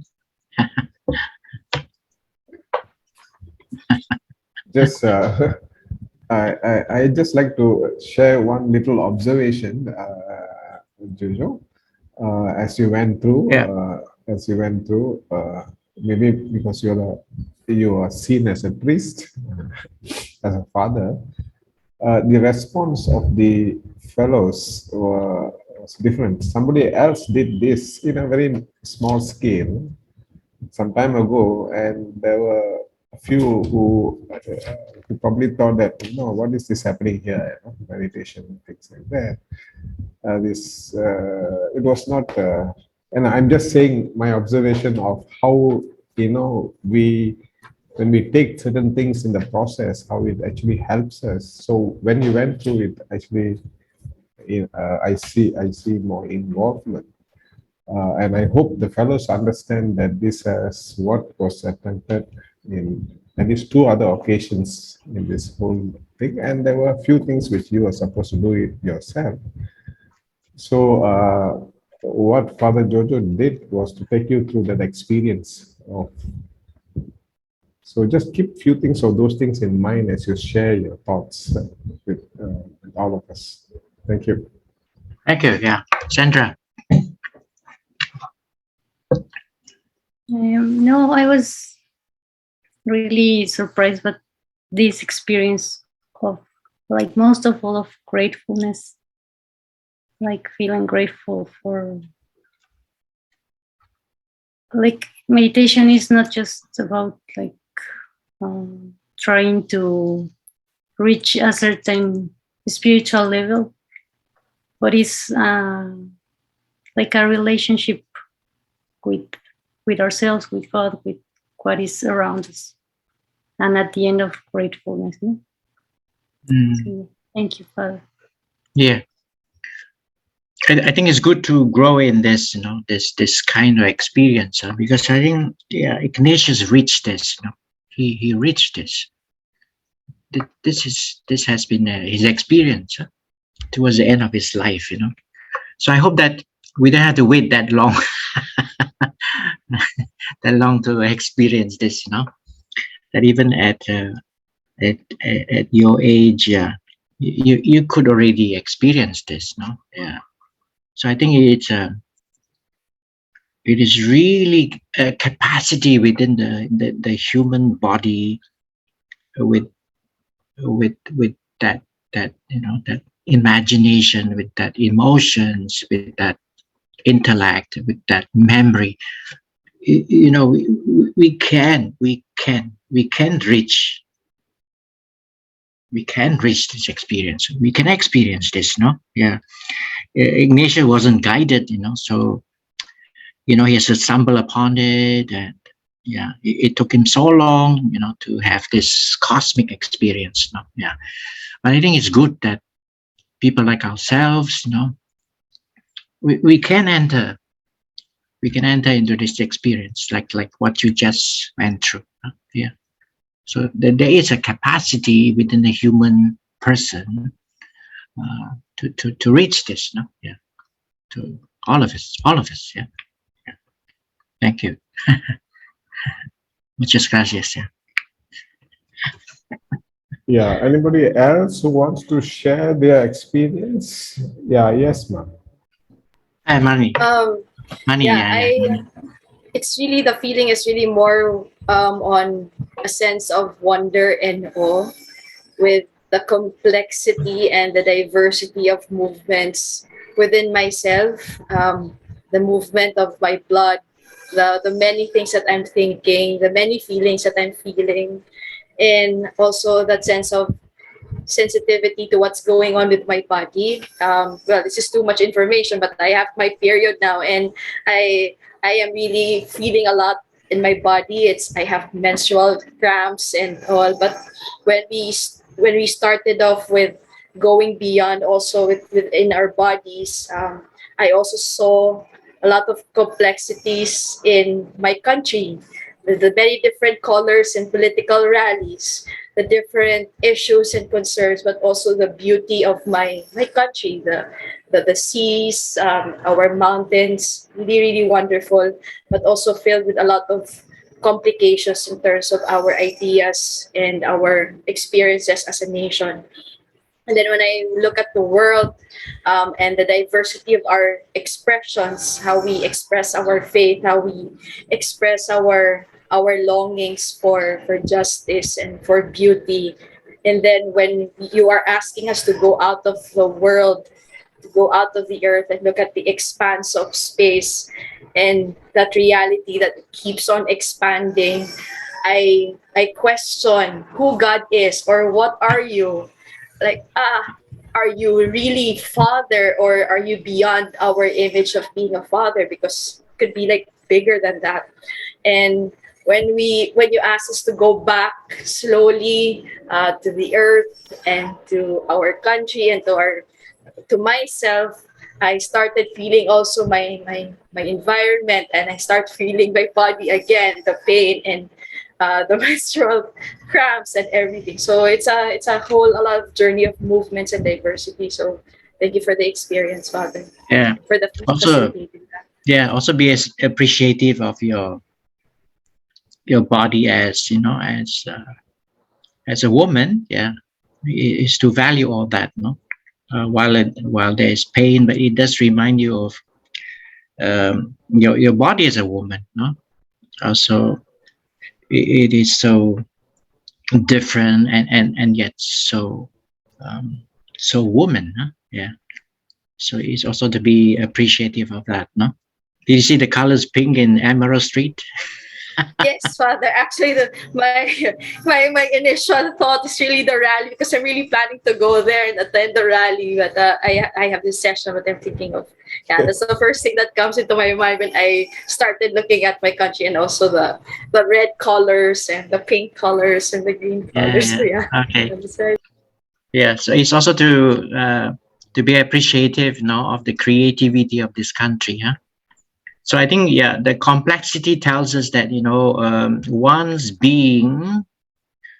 inner beingness, when you look at the interbeingness, is so vast and complex. Huh?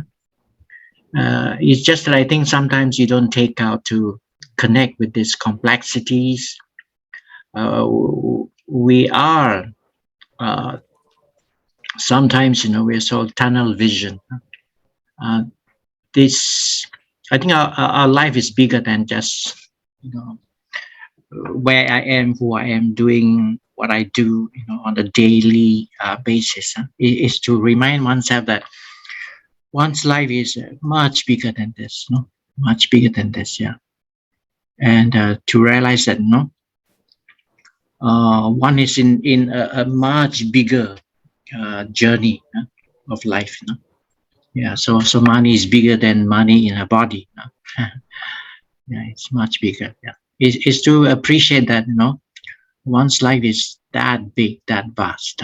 Yeah, and yet, from that cosmic perspective, one is just a particle, and yet this particle is as important, to the existence of this cosmos. Yeah, so we are particles, small, but we are not insignificant. In other words, we are a constituent particle of this cosmos, of this creation. Yeah? Oh, thanks. Yeah, thanks for sharing, guys. Where are you? How can Messi have something to share? Okay. You've been doing your practice. I think you've been doing your practice. Okay. Yes. Yeah, because previously Dr. Ned also sent us some articles regarding the exercise on the embodiment, and it's sort of this today one is a higher level, which is beyond, not just within our body. Yeah, it's really opened up the mind that yeah, like what you mentioned just now. We are very very very small, and the world is really really big. So. I kind of lost just now, in the pub, but I just listened to your voice, or else that I'm not sure that where will I floating to. Yeah. When it comes to this thing, actually, I keep remind myself that just follow the flow, because it's the first time all of these things as well, that how this embodiment, and also this how we dive into our space, in the inner space. And I just out of the curiosity, if let's say those people who are in depression, can I say that they are lost in their own inner space? Because it's like they couldn't. You get what I'm trying to say? It's like, because so much thoughts that, mess up the whole thing. That's why it's like when I'm going through, because at the same time that I think I share with the fellows as well, that the few months back that, I have friends that, have a depression. So that's why suddenly the sound that I was like, suddenly my thought that asked me that, something like, how if those that who are not, like I noticed that what you mentioned just now, that if our body is not in the good health, so it's hard for us to go to our inner space. So yeah, you just out of curiosity of that. Yeah. Just before he answer, before you answer, Jojo, there was an attempt. This is part of the process, which I hope the fellows will continue to initiate them, is to experience the body first in its fullness. Right now, we treat it as an instrument. It's like a gadget, and I think we lose the magic of our body, the power of our body, the strength of our body, the wisdom of our body, in the context of in the context of the cosmos. So the whole embodiment exercise, which is of course led to themselves to do with some amount of support, was that focus before we went to the areas that you because if as you have rightly said, if your body is not properly prepared, then receiving the world would be that much limited. So you need to have a healthy body. You need to have to understand the power, the strength in your body. The whole idea of connectedness comes from your own understanding how connected your body is. Your systems are all connected, and that connection takes you to the outer connections to the world. So if you do not see it in your own life, in your own body, how your embodied self works and how it is so well connected, you're breathing. The minute you breathe, you're connected to the world. You tell me, you cannot tell me, don't tell me anything else. The minute, the first thing you come out, you breathe. You breathe, you're connected to the world. This whole interbeings. So I think this strength of the body, the understanding of our body is so important in this inner life journey. And then to inner life, as you say, interbeingness. So that was the journey stage. But today you have connected it very well with the need to go beyond the skin of our body to other embodied beings and selves and beyond. Yeah, thanks. Yeah, when the mind is dark and heavy, when the emotions is dark and heavy, you know, that the inner space is so dark. Yeah, it's hard to go in. No, it's hard to go in. So I'm glad that, you know, as you enter into your inner space, you can connect with that someone who is depressed. No, because that interbeingness connection with that depressed person is that which I think can also, you know, also give strength to that person. So it's also good to tell him that, you know, actually I feel you, I connect with you. You may not find it easy to connect, no, with your inner space, but yeah, I'm there with you, no, I'm there for you. Is to find strength in you who can connect, no, with this person. Yeah, I don't know how this person in terms of depression, is it just relying on drugs, because that's not sufficient. That's not sufficient. No, we need psychotherapy. We need this kind of therapy where the person can begin to see within one's inner space. There's still moments of light, or glimpses of light, so that those little candles of light can eventually be lit up gradually, and then, you know, there's more light, you know, when that person go into the inner space. So, but for now, I think you need to be that light to this depressed person. No? It's also good that, you know, that you can go beyond. No? You can go beyond, and then you realize that, you know, myself is not just that self, that being within the skin of my body, but this exercise tells you that, no, actually, my beingness is really cosmic, because the particle that I am within this cosmos actually is important, no? Is important to the existence of this cosmos. So I might be a particle when you are, you know, up there and looking at, you know, this entire cosmos. But each particle, yeah, plays a role. So each block on the pavement. You remember the Mahathir blocks or not? You know, country. Yeah, each block when they place, you know, it becomes a pavement. No, it becomes a pathway. Yeah. So I'm glad. Yeah, I'm glad. You know, you have this experience. Yeah. Okay. Thank you. Maybe the last comment from anyone, and then we can close now. Anyone? Om is smiling. Yes. Om is the light enlightened one right now, having gone through a whole week of vipassana and community service in the forest. Yeah. I just experienced one kind of like realization or something like that, because like last two week I was in a vipassana retreat, then after that I was in a forest. So during that period of time, like one day, like about 12 to 14 hours is the time that I spend inside my body, and I start to feel the connection around.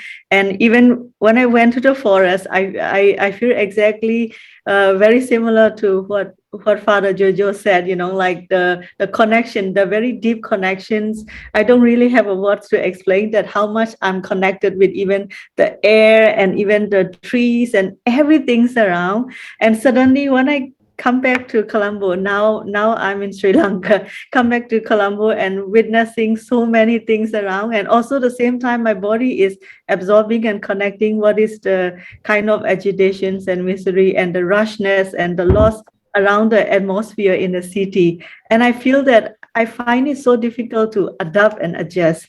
Then I feel that okay, I'm lost or something wrong, something wrong, and I want to go back to the forest. That's a feeling I have. But in this like a guided meditation by Father Jojo, and I start to experience that like when I go out from went out from my body from the house compound and to that the whole regions, like my sense that like for example like a Google map, right?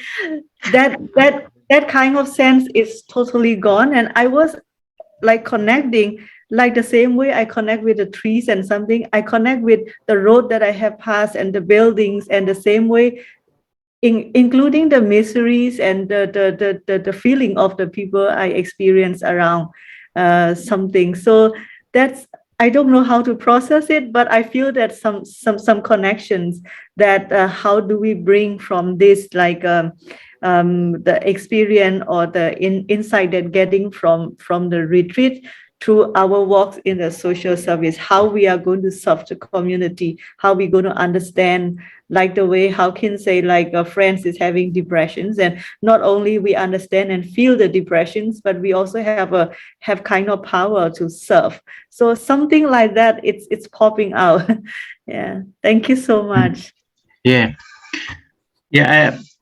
Sometimes we don't know that experience yet. It is there. We carry it within. No, it is good if you can go back to it again, to that experience that you don't fully understand. You go within and then you stay and listen. No? Listen, because you need to connect again. No. Let me share this with you. No, see the pain in my left knee. I could be so caught up in the pain that, it's like my whole existence is tied up in the pain in my left knee. Then I said to myself, no, the left knee with its pain cannot dictate my life. No, I need to listen to my body as a whole. No, as a whole, not just the pain in itself. No. I took time to listen, and then I hear this voice, no, from within myself. I heard it in my dialect, no. Chayap. Chayap means tea, no, tea. Huh? See, for the life of me, when I came back from Malaysia, then I found this tea that my cousin brother gave me from Guangdong, no, in China. And then I kind of make the tea, and then I drank, big cups of tea for 3-4 days, And then I said to myself, this is interesting. The body is saying that, this tea, that tea is very cooling, because it's a red tea, so it's very cooling. So this tea has caused this pain, Now, if I tell the doctor who is Western educated, the guy will say, "What nonsense are you talking about?" But the body has a language, from its pain to say something to me. So I realized that because I grew up in a family where food is either hot or heaty or it's cooling. So the consumption of too much of one cooling food is not good for the body.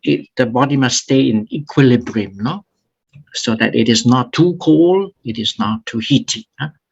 So then I realized, there is the wisdom here, Yeah. So I just think it's important to go back to that. Whatever experience is unclear that you said need to be processed. If you care to go back to it again, somehow the body as an organism will process it for you, will process it for you, and then it will tell you from within, what's what. Yeah, what's what? Okay. Bashir. Amalina Bashir, where's she from? Myanmar, is it? MY is what? Malaysian. Oh, I see. Maybe the last word is for you. Hello, Father. Hey, kumusta? Oh, sorry. Dari mana? Malaysia. Oh, okay. MY is Malaysia. Okay, all right. Maybe Yeah, I give. sorry. I am at the university helping my parents to send my brother here. Okay, yeah. What university is this in the background? It is a Science Islamic University Malaysia. Di apa? Di Selangor. Is in Nilai, Negeri Sembilan, I think. Nilai, yes. Yeah. Nilai. Okay, yeah. It's called USIM. In short, USIM. Correct. USIM. Yes. USIM, yeah. Yeah. Is there any last word that you can say before we say goodbye to each other? I think I tried meditation before. I mean, this kind of meditation whereby you need to calm down yourself, feel the surrounding and everything. But I'm still trying to that sense that I still need someone or a voice to actually navigate the process. So what I'm currently practicing is I will go to YouTube. Yeah, I will search for that kind of navigating, meditating. So until I get used to the process. But I think for the very first part, that when you need to cool down, like calm yourself down and start to feel the air, I think I start getting it. But when it's about to forget the world, to forget your problem and what you are going to do, I think I still need to work more on that. Yeah, sure. Yeah. Yeah, thank you for saying that, because one of the friends I have here is Dr. Zulkifli. He's at the University of the Philippines, Diliman. He's in the Islamic Center. So I find him very good friend to talk to, because he will talk to me about Sufism, and the stages, the mystical stages, and I find talking to him very helpful. Yeah, very helpful. They had a session yesterday of Sufism. I mean, just okay. introductory session. Okay, yeah. Okay. Okay. All right. Thank you. We will. This is not a goodbye in the sense that we will not meet Father Jojo again. We will meet him. We will have another engagement with him, another encounter with him. He shared so much of his life, so much of his energy. So yes, Jojo, thank you so much. It's also bringing alive a number of things that they were to go through themselves. The diary keeping is a very interesting way of telling them also the need to actually reflect and write that diary down, and then the process you described.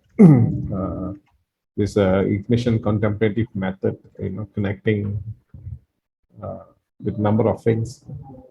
Thank you so much. We will certainly call you again some other time, maybe in the context of a few, kind of conversation, but a little later, once they have also gone through a little process themselves.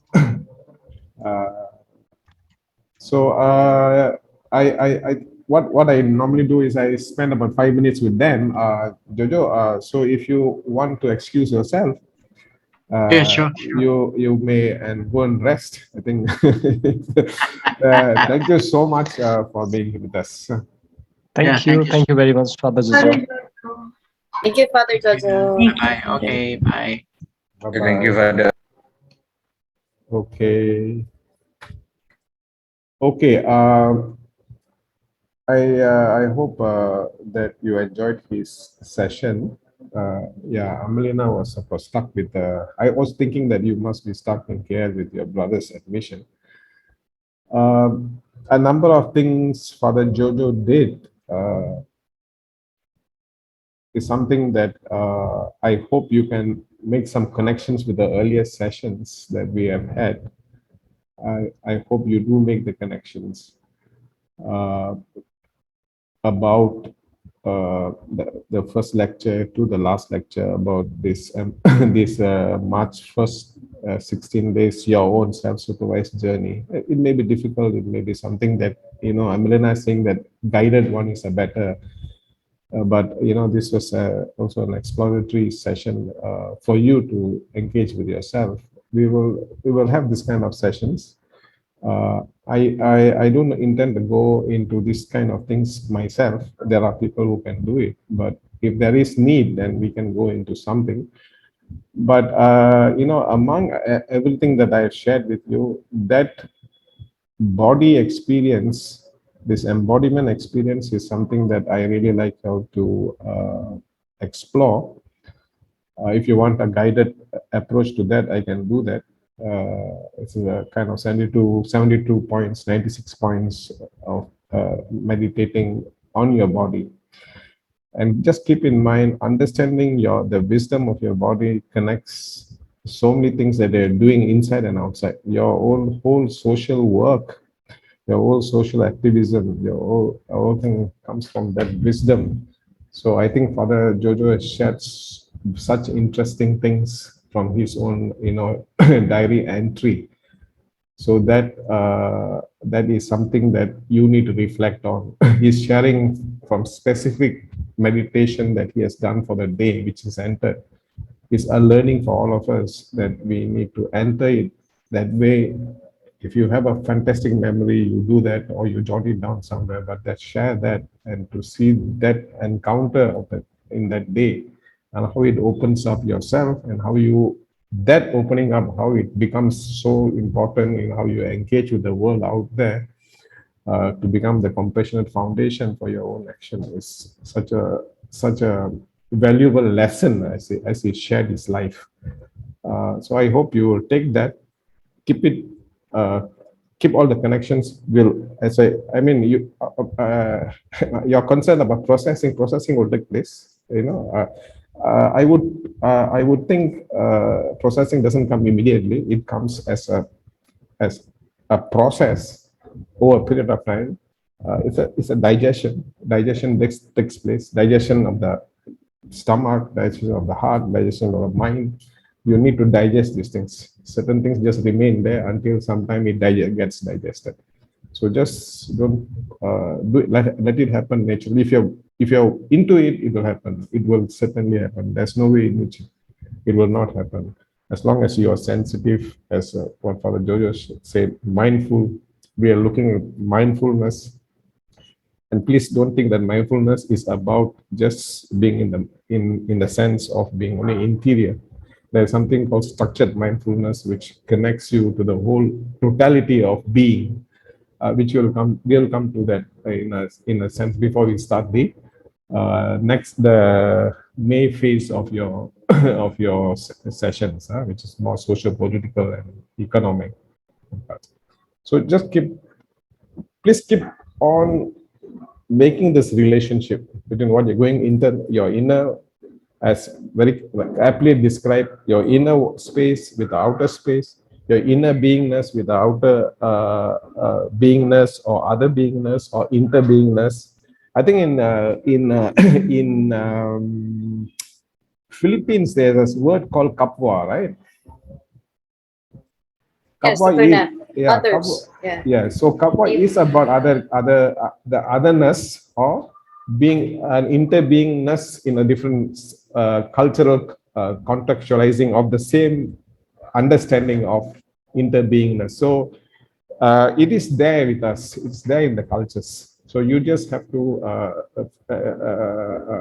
reach out to those cultural wisdom that we have, but though we don't use them. So interbeingness. So this whole thing will come alive. Hopefully, it comes alive as we go through and digest these things over a period of time. So okay, so the next session is on the. We don't have anything on Tuesday. I was hoping to have about half. I still need to know the first 16 days difficulty, experience, not experience, nothing was done. Anything. I'm not even looking at, maybe you have done nothing about it. to share those things that you have gone through, not just the forest experience. Forest experience is one little experience, and as I shared with you, your forest experience without you tuning up your being does not really connect you with the forest. And here, forest is a being. You know, this encounter with the forest is a much different when you are sort of built up the whole bodily experience to connect with the outside body, as it were. The nature is our outside body. So anyway, I still like I heard a few things, but that's because of the excitement with the forest. But maybe the other things, if you can think of, and if you can share that a little bit more. Difficulty, you want guided, you don't want guided, you can do it yourself.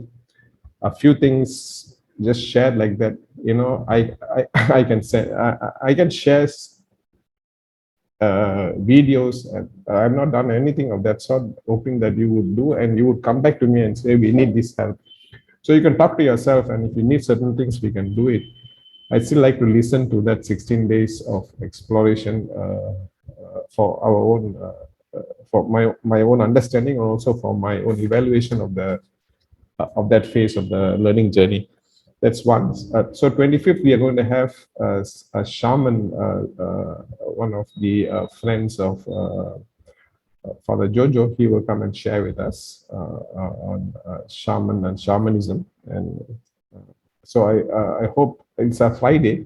So please, Fridays, you know, it's in the evening. So please be around. Okay, I have one request to make. There is a philosopher who is supposed to talk to you. Unfortunately, he's a very busy philosopher, and he is not able to make it. You know, let me put it this way. He wants to have a session from not 4:30, but from 5 to about 6:30. Is that okay with you? We are having usually a session from 4:30 to 6, but he's just asking for half an hour because he's stuck in another session. So he says from 5 to 6:30 on the 5th of April. That session was supposed to be this Tuesday, but he was unable to, you know, give us this Tuesday. It is on the 5th of April. It's a 5th of April is a Tuesday. 5th of April is a Tuesday, right? Tuesday or Friday? Tuesday. It is from 5 to 6:30, which is half an hour. He wants it to be pushed. So and he runs a very interesting initiative in India called Barefoot Philosophers, where he's teaching young people, children, to develop a philosophical sense, you know, to engage with the world, even young people. So philosophy for children. So he is a very interesting person to talk to. So he will be available. Is that okay with all of you? Yeah, is that okay? So okay, thanks. If I then I will actually, he requested that I check it with all of you before he. Okay, I will then tell him that is okay. So 5th evening he will join us and share with us with his idea of. There will be two philosophers who will share with us. One here and one is from somewhere in the US near Canada. He will also share with us the philosophical, to be philosophical, what it means to be philosophical. It's not exotic, just like this meditation. It's not exotic. It's something which we naturally can do. It's not something only gurus and like great people will do. Meditation is something each you and me can do it if we spend the time. As yesterday, Father, what was that? Dicky and Iklas said, we need that small moments of disruption in the. We need rest. We need to find that little time. We do that in prayers. We do that in sometimes we take a walk. So we just have to build that into the way we run our life, that we have some spaces where we stop and take a pause. So finding a pause in life, in everyday life, is such a critical thing. Just try to find that pauses. Life is not always, if you keep on activity and there's no pause, it's not going to help much. And as the sessions should indicate to you, this inner life cannot be reached if you are always in this, what they have constructed as a fast world, always doing something, always, and feeling guilty if you're not doing anything. And that is the other danger. Now, there's a culture that begins to tell us that if you're not busy, then you're useless. You have to be busy. You have to be busy. You have to be busy. If you're resting, then you're doing something wrong. If you're quiet and silent, you're doing something wrong. You have to be busy. This busyness culture is something like a sickness that we have got into. So, and this is a fast-track world that they have created that. And to feel that you need a rest you feel guilty, so guilty that you don't want to rest. So I think that is something which you need to also address. There is need a time for yourself, and there are needs for pauses in our life, and these sessions are about those pauses, those critical pauses, which will then make this engagement in the social political a much more rewarding foundational experience. So I think let's keep that in mind. So these philosophers hopefully will come and share that aspect with you. So that will take place till the 10th of April. And after that, this famous word that has come in, processing. We will start processing and trying to digest what we have done, because we are closing that who am I section of the and this inner life journey section of the program. So we need to wind that up. Wind that up means to come to some kind of connection. So which means it also means that you have to see the videos, you have the videos of the learning encounters. You can spot check and you just remember certain things, look at your notes, look at some of the things which I sent out, the readings, the videos. I don't know how many of you have actually seen on any of those things, or referred, even glanced through those things. Just you have to look at all those things which we have done so far, so that when we go to April, mid-April to the end of April, after which we'll have about, I think, a week break, that 2 weeks or so, you will have session. We are starting one or two of the film festival, the public compassion festival will be starting. Some basic processes will be started, but we need to do this processing or digesting what we have gone through. So we'll do that as much as we can, and that will be a structured process that we will do. So you have to begin to look back into the last 2 months' work. You got to look back into your diary. Please make sure you write your diary. If you have not seen the diary as serious today, if Father Jojo's presentation was important to you, that comes out because he enters this diary very, very seriously. So you have a person who has given you an idea why you need to have this diary writing very seriously, and the pause in a day to reflect. And I need your blogging, because that is a requirement of the course, but I don't want to make it like a compulsory thing. You finished 1, 2 months, 1, 1 month, 1. Now, the end of March, you have to put a blog. I'm sorry, Nirmal, I'm just, I think you were supposed to do that, but let me just share this also.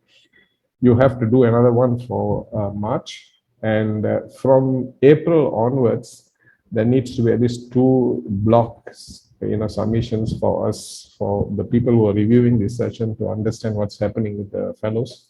Now, as I told, and as Nirmal, I was sharing that we don't want, huge essays. If you want to write an essay with, 6 pages, 5 pages, you can do that. But it is about a certain deep reflection that you have about self, about the society. That's what we need. We can be 1 paragraph, we can be a picture and the comment on the picture. It can be anything that you want, which can be short or long, but something that reflects and something that's going on within you, that's going on in your engagement with the world, which reflects. I've given about 5 criteria there. Social, it needs to reflect social immersion. Social immersion is one of the most important thing that should happen in this process. If you don't immerse yourself socially, which also involves self-immersion, there is no such thing as compassion. Compassion will just be emotional, not experiential. So you need to have that social immersion, and that is one criteria that we will look at in the blocks that you write. And like that, I put I think 4 or 5 criteria on which is going to be evaluated, and of course, it will be evaluated in which I will also be questioned about the progress of the session, the program. So just keep that in mind and start looking at your next block submission by end of March, and begin thinking about April 2 submissions. It will come very, very clearly if you start looking at the question base. And remember what Father Jojo's reflection on his mother. It comes from a deep question. You know, it comes from something where he asks himself a question that he never asked himself. So please build those question bank, those realities that leads you to ask questions or to have at least queries. Build that question bank. You can drop this question bank after some time, but as a basis, please do develop them. They are very useful for your diarying and your blogging, at least for this period. After that, you want to drop really, but we would like to say, and I would like to really, at one point, like to look at this question bank that you have. It will reflect a lot on who you are and what are the concerns you have, and then